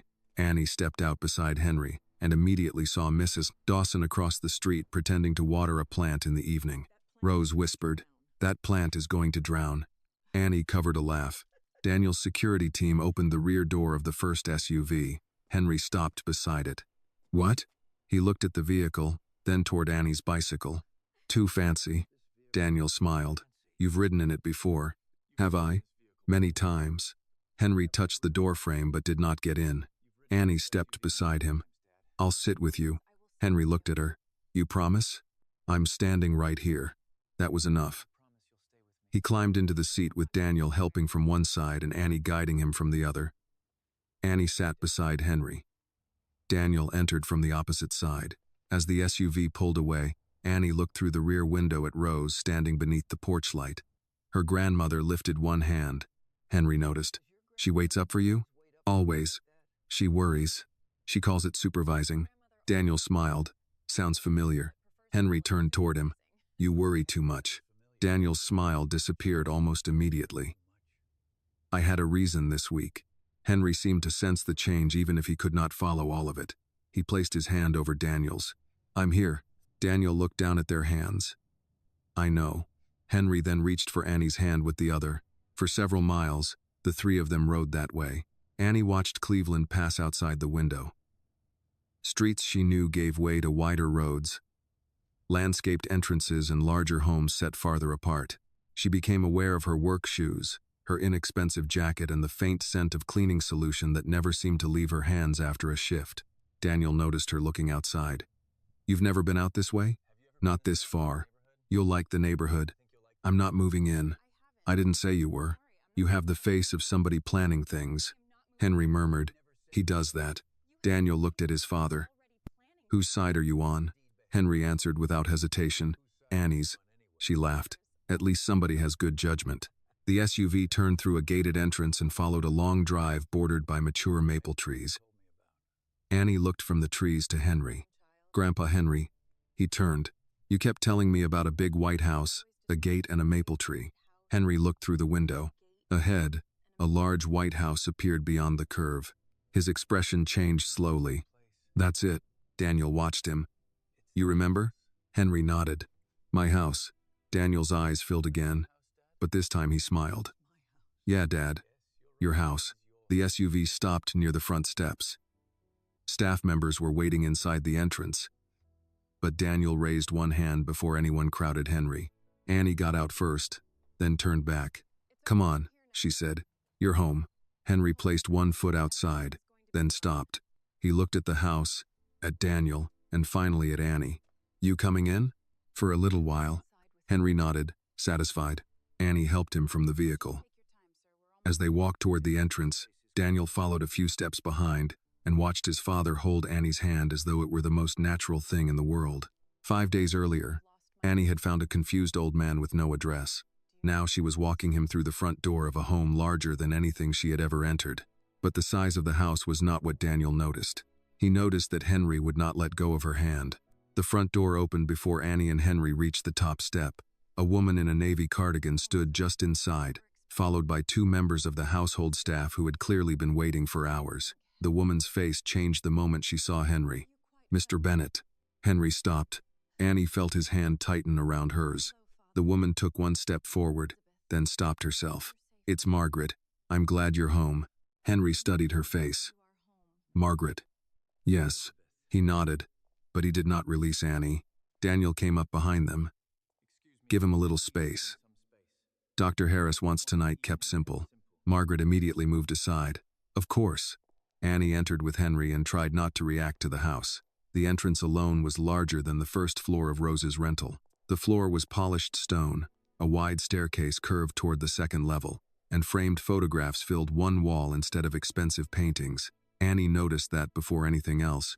Henry appeared in many of them, sometimes beside Daniel, sometimes alone, sometimes wearing work clothes rather than the brown jacket Annie knew. Henry noticed where she was looking. "That's me. I figured. I looked better. You had more hair." Daniel laughed behind them. "She's right." Henry turned toward him. "Nobody asked you." For the first time since arriving, he sounded like himself again, at least the version of himself Annie had come to know. She smiled and guided him toward a sitting area near the back of the house. A member of staff approached with a tray. "Mr. Bennett, would you like tea?" Henry looked at Annie. She answered, he had dinner already, but tea would be fine. "One sugar." The staff member nodded and walked away. Daniel noticed the exchange. "He always takes one sugar." "I know." "How?" "He told me the first morning, then forgot he told me, then told me again." Henry lowered himself into a chair. "Efficient system." Annie adjusted the cushion behind him. "You remembered the sugar better than your address." "Sugar matters." Daniel sat across from him. "Apparently more than I do." Henry gave him a long look, then pointed. "Danny." Daniel smiled. "All right, I'll take second place." Annie placed the grocery bag beside Henry's chair. "His socks are in there, the gray sweater too." Margaret stepped closer. "I can take care of that." Annie nodded and handed over the bag, but Henry spoke before Margaret could leave. "Not the oil." Margaret looked inside. "The oil?" "For my legs." Annie took the small bottle from the bag. "He likes this one." Henry corrected her. "You use this one." "That too." Daniel watched her set it on the side table. "Is that what you were using when we arrived?" "Yes." "His ankles get stiff toward the end of the day." Margaret looked at Annie with new interest. "He usually refuses when we suggest anything like that." Henry frowned. "You all make everything sound medical." Annie laughed. "I told you. Warm towel, a little oil, 10 minutes. That's all." Margaret said, "Would you show me how you do it sometime?" Annie blinked. "There's not much to show." "There must be something if he lets you." Henry nodded. "She talks while she does it." Daniel lifted an eyebrow. "About what?" "Anything." Annie sat on the edge of the sofa. "Mostly he complains about vegetables." "I do not. You moved every green bean to one side of your plate last night." "I was organizing them." Daniel covered his mouth, but Annie could see him trying not to laugh. Henry pointed at him again. "You did the same thing." Daniel's expression changed into something warmer. "I still do." For several minutes, the house felt less formal. Tea arrived. Henry drank half the cup and began asking where Rose was. Although Annie had already explained that Rose had stayed home. "She's at our house," Annie said. Henry looked disappointed. "She should come." "She has her own bed, Grandpa Henry. She likes it. She makes good stew." "She knows." Daniel watched Annie answer each repeated question without correcting Henry sharply or reminding him that he had already asked. When Henry lost track of a thought, Annie simply waited or moved to something easier. After a while, Daniel said, "Can I talk to you for a minute?" Annie looked at Henry. "I'm not disappearing." Henry lifted his tea. "I know." "You sure?" "Yes." Daniel stood. "We can stay right here." Annie moved a few steps away with him, close enough that Henry could still see her. Daniel lowered his voice. "You work part-time at Lakeview?" "Yes." "Cleaning offices?" "Mostly." "And your grandmother said something about school." Annie's expression changed slightly. "I'm not in school right now." "But you want to be." She glanced toward Henry. "Nursing." Daniel followed her eyes. "He told me you were good with him. He tells everybody things. He told me something else too. He said you didn't treat him like he was stupid." Annie looked at Daniel again. "He said that?" "This afternoon." When Thomas called me from the car, Dad kept repeating that you never laughed when he forgot something. Annie rubbed her palms against her work pants. Why would I laugh? Daniel did not answer immediately. Not everyone has your patience. I'm not always patient. No? Asked Grandma Rose. That earned a small smile. Daniel looked toward Henry. Do you know what he did after you left the table to wash dishes tonight? Annie shook her head. He asked me whether you had enough money for nursing school. Annie's face tightened. He shouldn't worry about that. He worries about people. That part of him hasn't changed. I don't want money. I didn't offer any. She looked at him carefully. Daniel continued. I'm trying to understand you. That sounds worse. I deserve that. Annie glanced around the house. You don't have to understand me. I saw him sitting alone. He didn't know where to go. I helped. For 5 days. Yes. You took him to work with you? Yes. Fed him? Yes. Bought him clothes? 2 pairs of socks. With your own money? Annie's voice sharpened a little. Why does everybody keep counting what I spent? Daniel stopped. She continued. $8 isn't a fortune. Chicken isn't a fortune. A blanket and some oatmeal aren't a fortune. He needed them. So we had them. Daniel nodded slowly. You're right. Annie had expected another argument. The immediate acceptance took some of the heat out of her. Daniel said, I'm not impressed by $8. Good. I'm impressed because I know $8 meant more to you than 8,000 would mean to me. Annie said nothing. He glanced toward Henry. That's the part I can't ignore.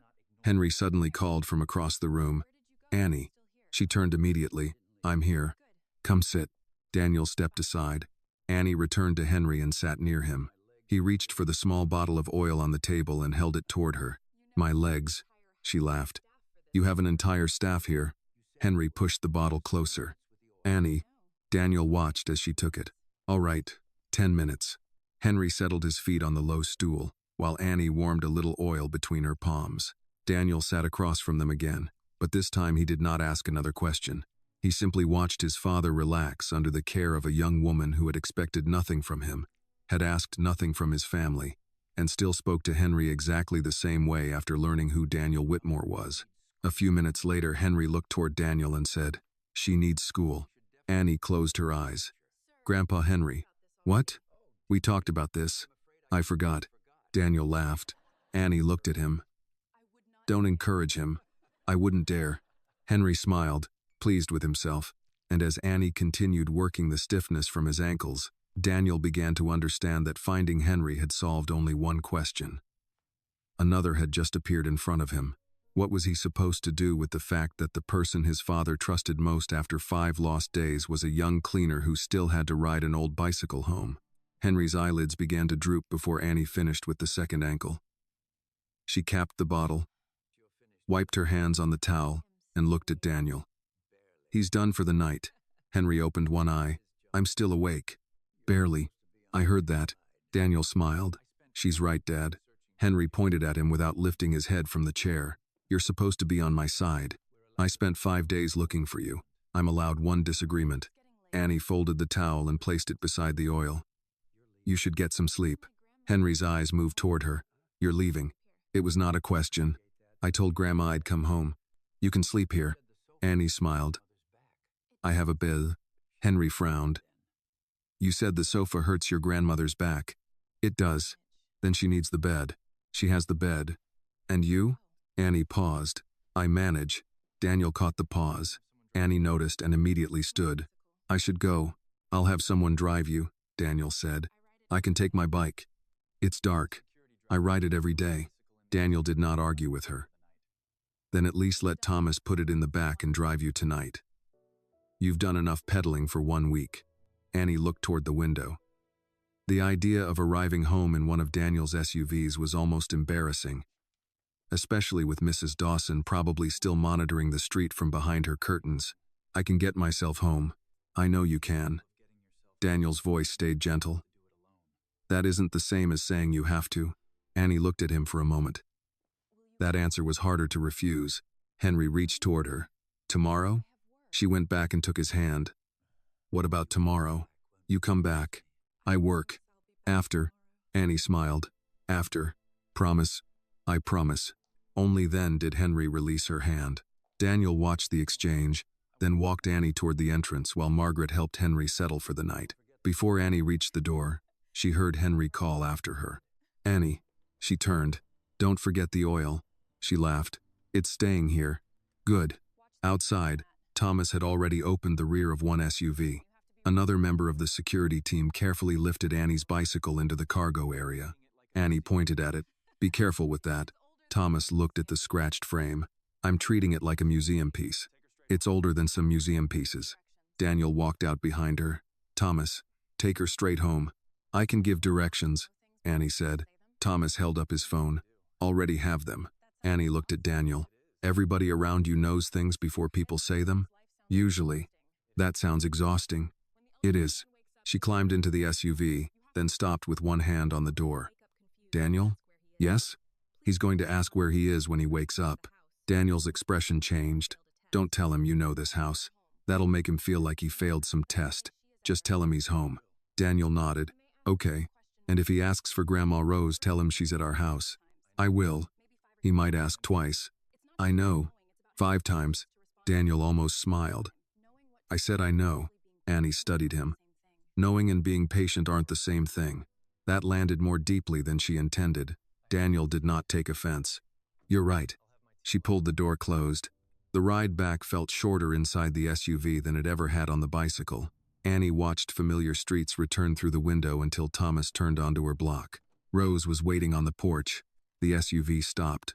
Thomas removed the bicycle, set it beside the steps, and checked the front wheel before letting go. Rose looked from the vehicle to Annie. "Well, I see you upgraded." "Not permanently." Thomas smiled. "Good night, Miss Carter." "Good night." Rose waited until the SUV pulled away. Then she pointed at the bicycle. "They put that thing inside a car worth more than this house?"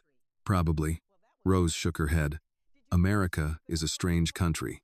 Annie laughed and pushed the bicycle toward the porch. Inside, Rose had left a plate covered on the stove. "You hungry?" "A little."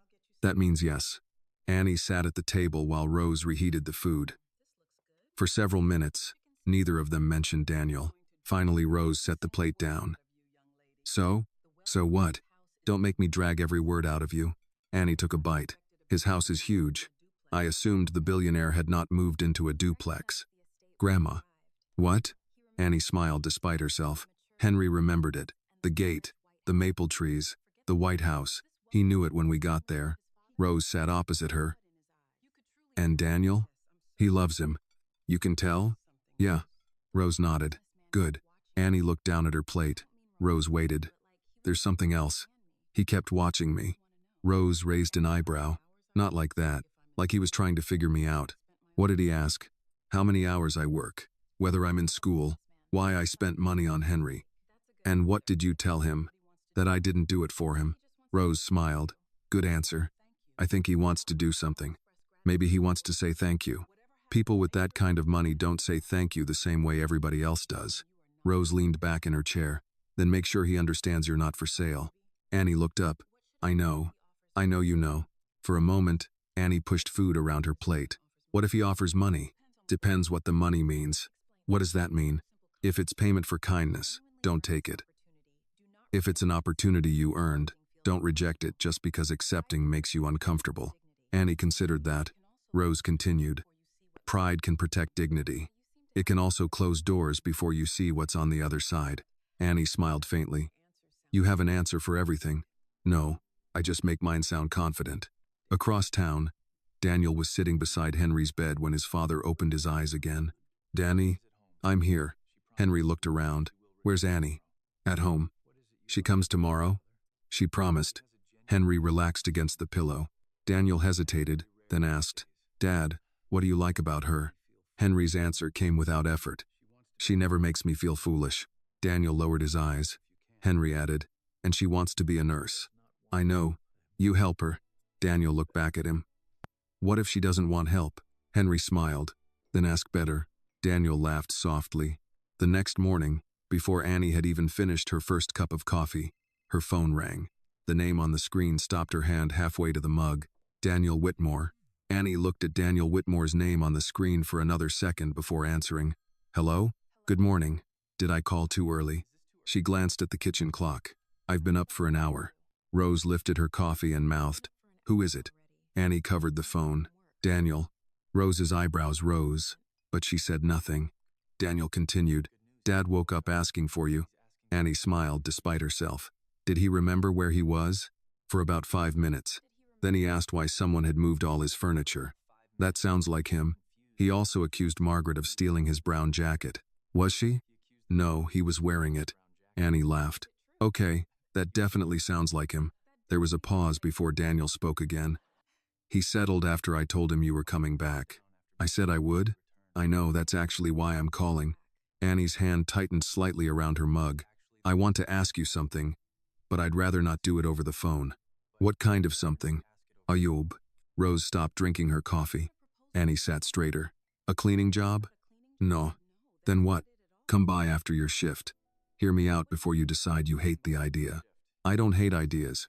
You sounded suspicious before I even finished the sentence. That's because billionaires usually don't call people before breakfast to offer normal jobs. Daniel laughed. Fair point. Annie looked at Rose, who was waiting with obvious impatience. I'll come after work. But I'm not promising anything. That's all I'm asking. And Daniel? Yes? Don't tell Henry I already agreed to something. I learned that lesson last night. She ended the call. Rose immediately asked, what job? He wouldn't say. And you're going? I promised Henry I'd visit. That was not my question. Annie took another sip of coffee. Yes. Rose nodded. Good. You're not even going to tell me to be careful? I'm going to tell you not to confuse caution with fear. There's a difference. Annie gave her a tired smile. You really do have something ready for everything. I've had more practice. At Lakeview, Annie tried to focus on work, but Carla noticed within 20 minutes.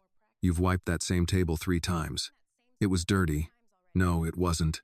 Annie moved to the next one. Carla followed with a spray bottle. Did Billionaire Daniel call? Annie stopped. Why do you say it like that?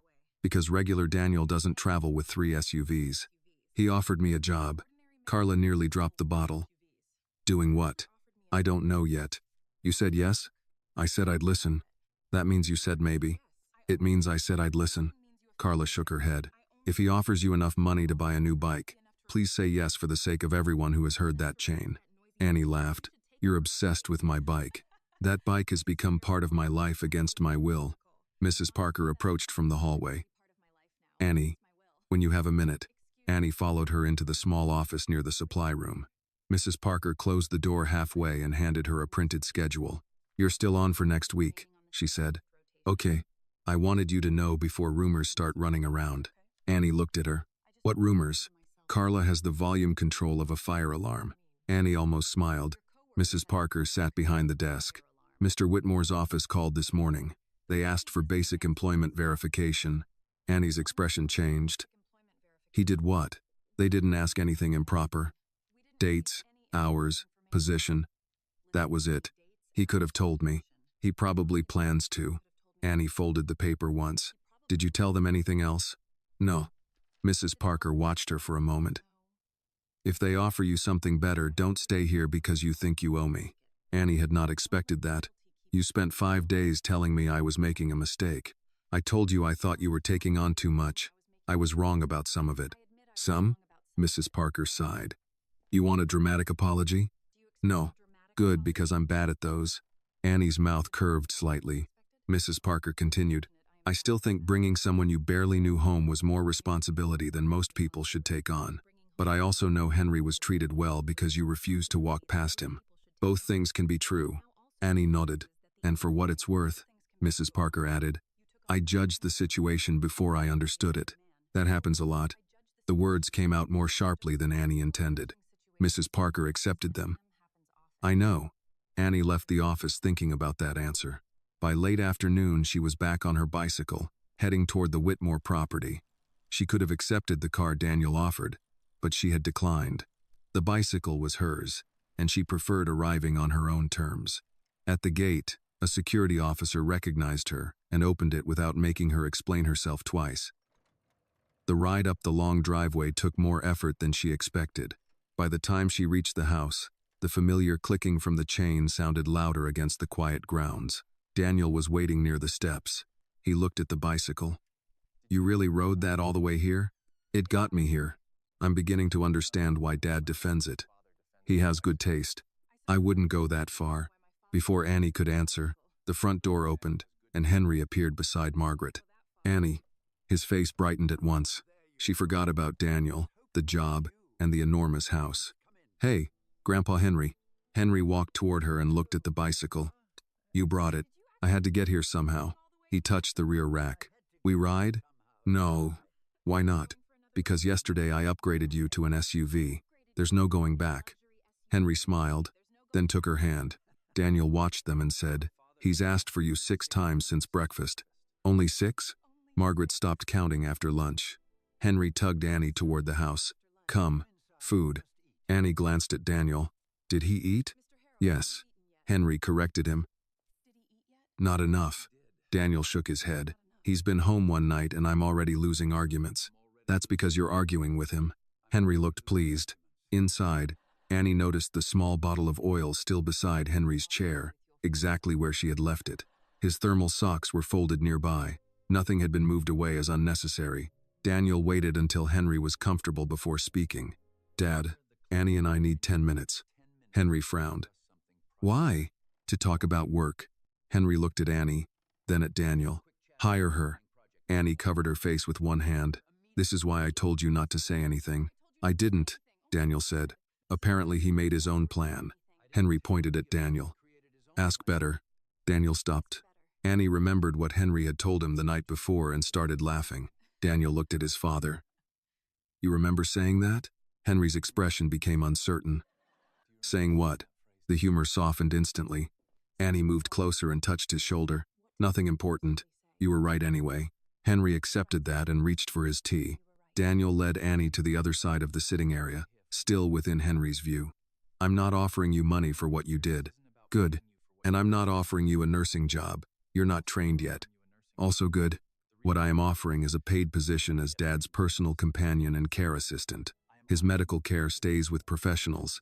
You'd help with his routine, spend time with him, go with him on walks, meals, appointments when appropriate, and tell the medical team when you notice changes. Annie did not answer. Daniel continued.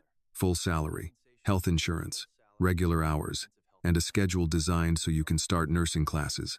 Her eyes lifted to his. You already checked where I work. Yes. You planned this before calling. I prepared before asking. That isn't the same thing. Annie looked toward Henry. He was watching them, pretending not to. Daniel lowered his voice. I can hire trained people. What I can't hire is trust. Annie looked back at him. And my father trusts you. Annie kept her eyes on Daniel for a moment, then looked toward Henry. He was still pretending not to listen, though the cup in his hand had not moved. A personal companion, she repeated. Daniel nodded. Not a nurse, not medical staff. You wouldn't be asked to do anything you aren't trained to do. And school? If you decide to enroll, we work around your classes. Annie folded her arms. You make it sound easy. It won't be easy. Then why does it sound like you already solved everything? Daniel considered that. Because I'm used to solving practical problems. Schedules, transportation, tuition, insurance. Those are practical. And the rest? The rest is your decision. Annie appreciated the answer, but it did not make the decision smaller. She thought of Rose sitting at their kitchen table every morning, separating pills into the plastic organizer. She thought of grocery runs, laundry, the old porch steps, the rent notice that came whether life was fair or not. I can't leave my grandmother. Daniel nodded once. I thought you might say that. Annie's expression sharpened. So you planned for her too? I considered the problem. I did not make a decision for her. From across the sitting area, Henry said, Rose comes. Annie turned. You are not helping. Henry lifted his tea. I am. Daniel tried not to smile. There's a guest cottage on the property. 2 bedrooms. A kitchen. Separate entrance. It hasn't been used much in the last year. Annie looked back at him. You want us to move here? I'm saying it's available if the commute and your grandmother's health make the job impractical. That's a very big thing to put in the middle of a conversation. I know. You don't even know Grandma Rose. I know she fed my father, gave him a place to sleep, and corrected me within 10 minutes of meeting me. Annie laughed before she could stop herself. That last part sounds like her. I also know I'm not asking you to choose between helping Dad and taking care of her. Annie's smile faded. I don't want charity. Daniel's answer came immediately. Then don't call it charity. What should I call it? Compensation and housing connected to a job. That still sounds like a lot. It is a lot. Why? Daniel glanced toward Henry. Because 5 days told me something that 5 interviews probably wouldn't. Annie waited. You noticed when he was thirsty before he asked. You knew when he was getting tired. You figured out how to talk to him when he forgot where he was. You didn't embarrass him. You didn't use him. You didn't call a reporter. You didn't ask what he was worth. I didn't know what he was worth. That's the point. Henry spoke again. I'm worth plenty. Annie looked over. We're talking about money. Oh, Henry took another sip. Then Danny is worth plenty. Daniel shook his head. Thank you, Dad. Henry smiled. Annie walked a few steps toward the window. Her bicycle was still near the front entrance. From where she stood, she could see part of the rusted rear rack and the strip of cloth she had tied around one bracket. I have a job already. Yes, Mrs. Parker might not be perfect, but she gave me work when I needed it. I'm not asking you to leave without notice. I'd have to tell Grandma. I'd have to figure out school. I'd have to know what the hours actually are. I'm not moving anywhere because someone showed me a nice cottage. Daniel nodded. Those are exactly the questions you should ask. Annie turned toward him. You're not going to try to convince me? I'm trying very hard not to. Why? Because if you say yes because I pressured you, you'll resent the job by the end of the month. That sounds like something you learned the expensive way. It was. She almost smiled. Henry set his cup down and called. Annie. She went to him. What? He pointed toward the empty chair beside him. Annie sat. Henry looked at her for a moment, then asked, You going home? Later. Then coming back? I don't know yet. His face tightened with worry. Annie immediately softened her voice. Hey. I'm not disappearing. You said tomorrow. I know. You promised. And I kept the promise. I'm here. Henry looked toward Daniel. She stays. Daniel moved closer. Dad, Annie gets to choose. Henry shook his head. She likes helping. That still doesn't mean we choose for her. Annie glanced at Daniel. That sentence mattered more than the salary or the cottage. Henry seemed frustrated. I don't want new people. You'll still have Annie in your life even if she doesn't work here. Henry looked at her. True? Annie took his hand. True. His fingers relaxed. Okay, he said quietly. Annie squeezed his hand once. Okay. Daniel watched the tension leave Henry's face, then said, That's another reason I offered. Annie looked up. What is?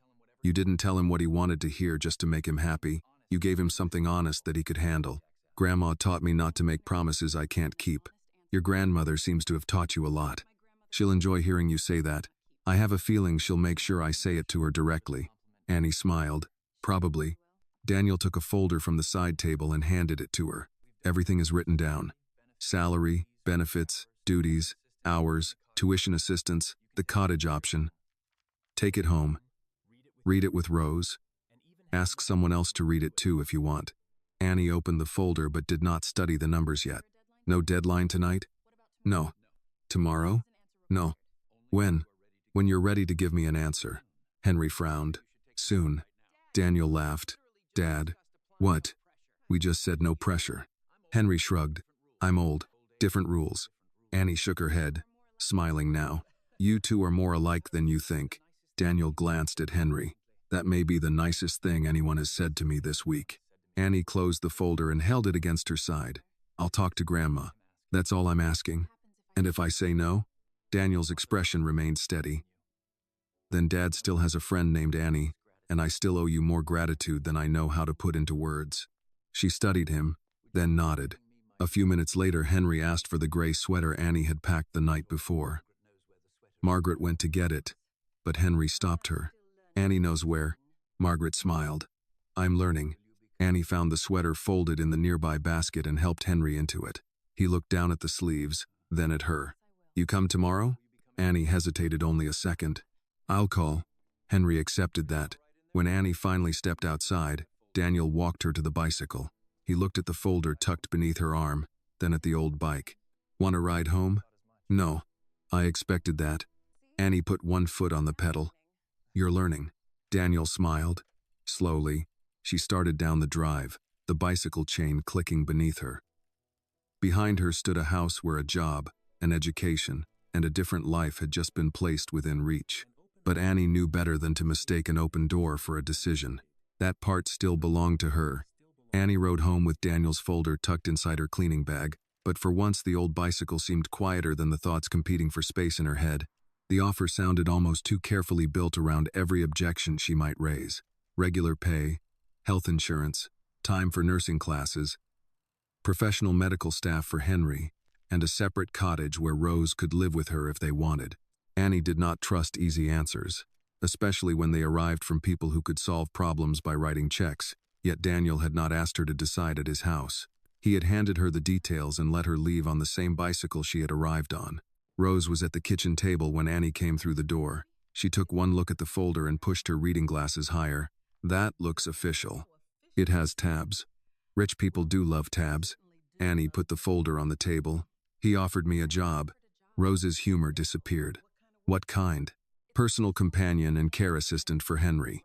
Not medical care. His nurses and doctors handle that.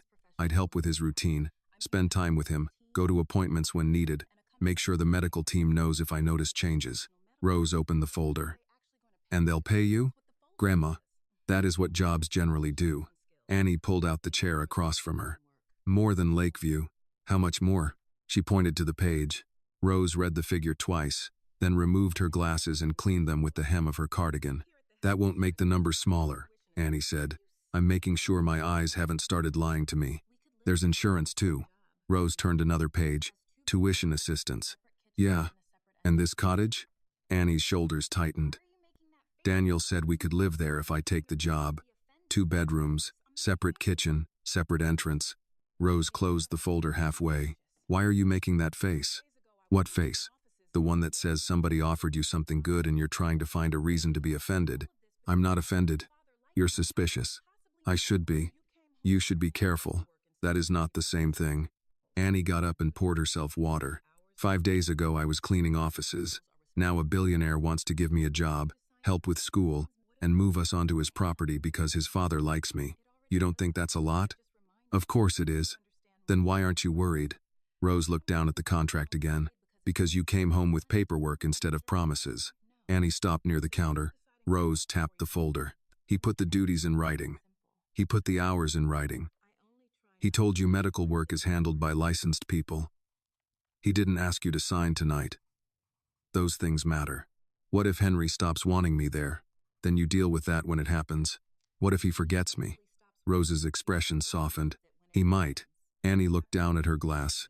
He already does sometimes. And how do you handle it? I tell him who I am. Then you already know more about that part than you think. Annie returned to the table. I don't want him thinking I stayed because Daniel has money. Rose gave her a long look. Do you think Henry measures people that way? No. Then stop deciding what he'll think before he thinks it. Annie almost smiled. You make everything sound simple. No. I just try not to make hard things harder. They went through the contract together, page by page. Annie wrote questions in the margins. Who sets the schedule? How much notice for changes? Could she keep time free for classes?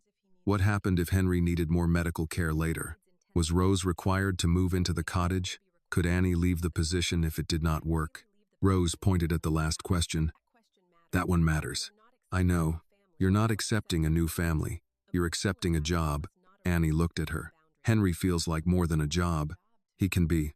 The paycheck still needs rules. By the time they finished, Annie had filled half a notebook page with questions. Rose closed the folder and slid it back to her. So what? You know what I'm asking. Annie rubbed the edge of the folder with her thumb. I want nursing school. I know.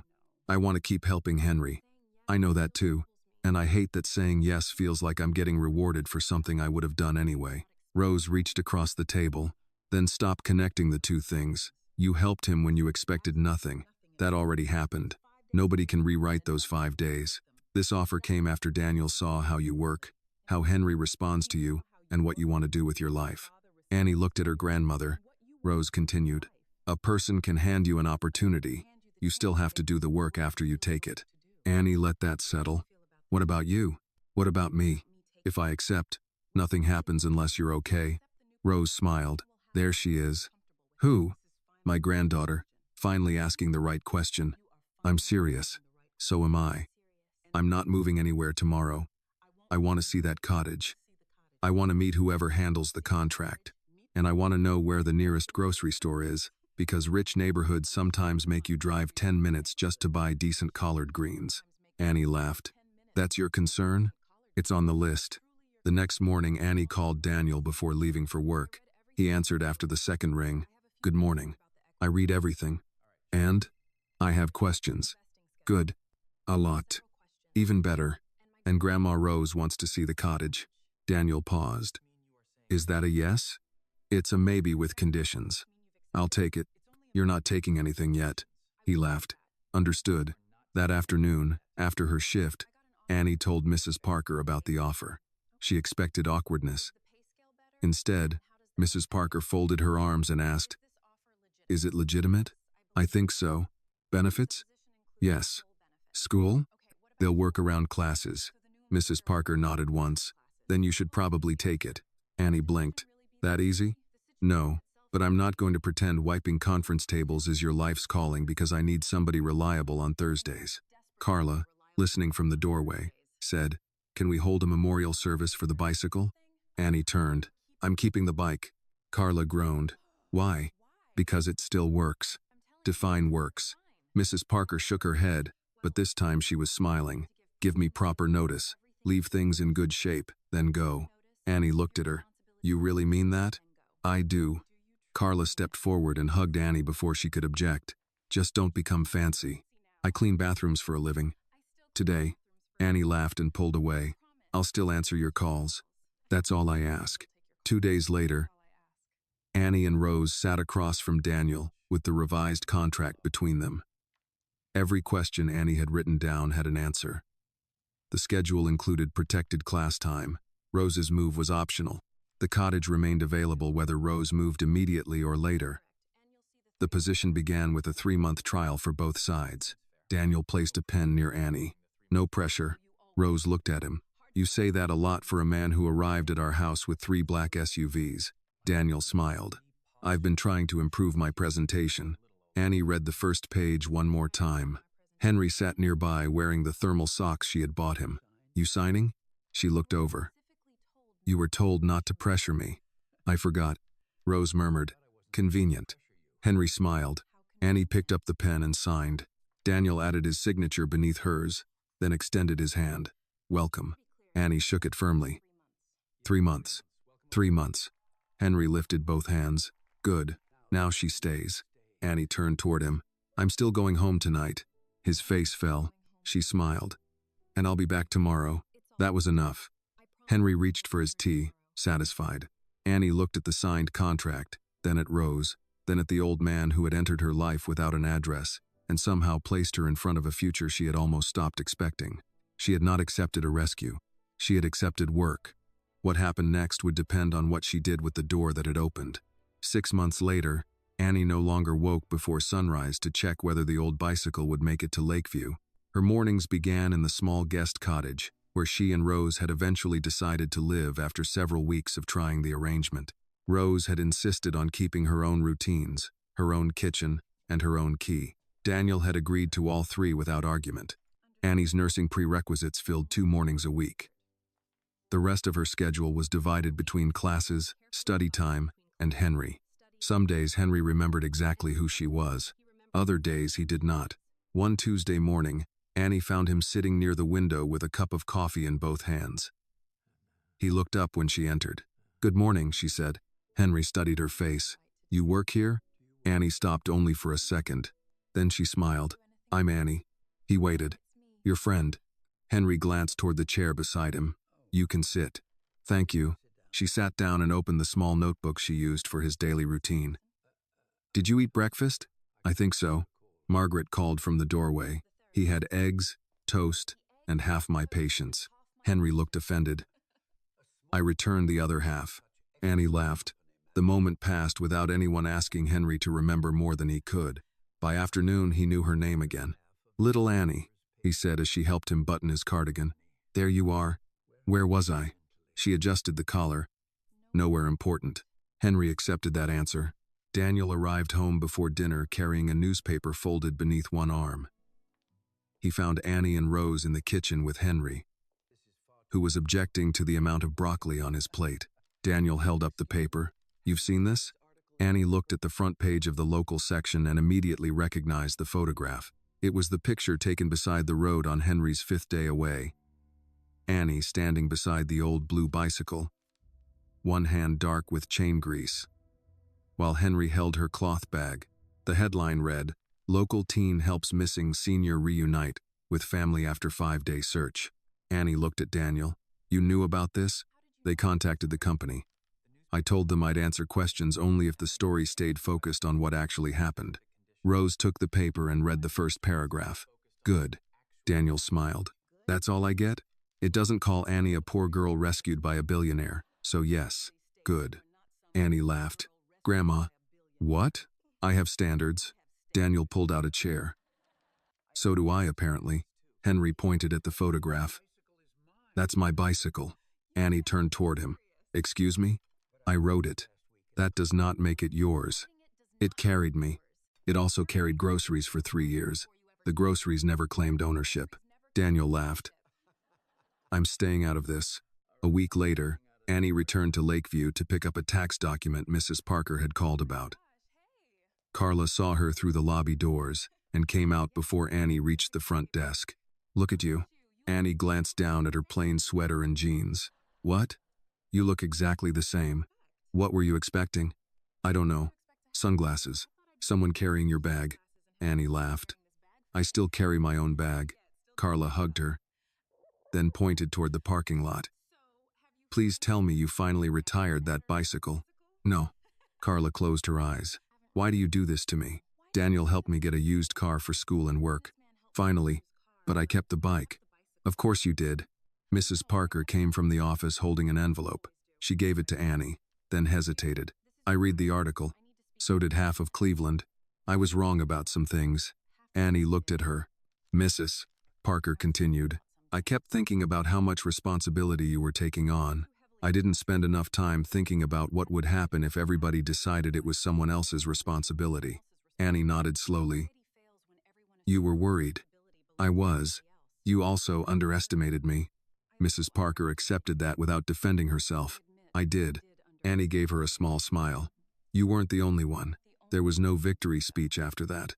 No humiliation. Mrs. Parker shook her hand. Carla complained once more about the bicycle, and Annie went home. Her life had changed, but not in the way people like to summarize in headlines. She still studied late. She still worried about exams. She still argued with Rose about eating enough before class. She still earned every paycheck Daniel's company deposited, and Henry's memory continued moving according to rules none of them could control. What had changed was that Annie no longer treated her future like something she had to apologize for wanting. One evening, after she finished studying, she walked into the garage and found Henry standing beside the old blue bicycle. Daniel was a few feet away, already smiling because he knew what was coming. Henry touched the rear rack. We ride? Annie put her books on a shelf. Absolutely not. Why? Because the last time I put you on that thing, a billionaire showed up at my house. Daniel laughed. I'm still hearing complaints about the SUVs. You brought 3. I was emotional. You were dramatic. Henry looked between them. We rode 5 days? Annie nodded. We did. He ran his hand along the worn seat. For a moment his expression became clearer. You took me home. Annie's smile faded into something softer. She stepped closer and took his hand. No, Grandpa Henry. He looked at her. You helped me find mine. Henry held her hand for a few seconds, then smiled as if he understood enough. Daniel stood nearby without interrupting. Outside, evening settled over the maple trees, and the old bicycle remained exactly where Annie had chosen to keep it. Scratched, noisy, imperfect, and still worth remembering. The story reminds us that kindness has its greatest value when we offer it without knowing what we may receive in return. Annie helped Henry because he was confused, alone, and needed someone to care, not because she knew his connection to wealth. Her choice shows that dignity is not measured by money, status, age, or race, but by how we treat people when they are vulnerable. It also reminds us not to judge too quickly. because the person who seems powerless today may carry a life, history, and love we know nothing about. Sometimes justice does not arrive loudly. Sometimes it begins when one person simply refuses to walk past another. This video is a work of fiction created with the assistance of artificial intelligence. All characters, events, and situations are not real and do not represent any actual people or true stories. The content is intended for storytelling and emotional illustration only.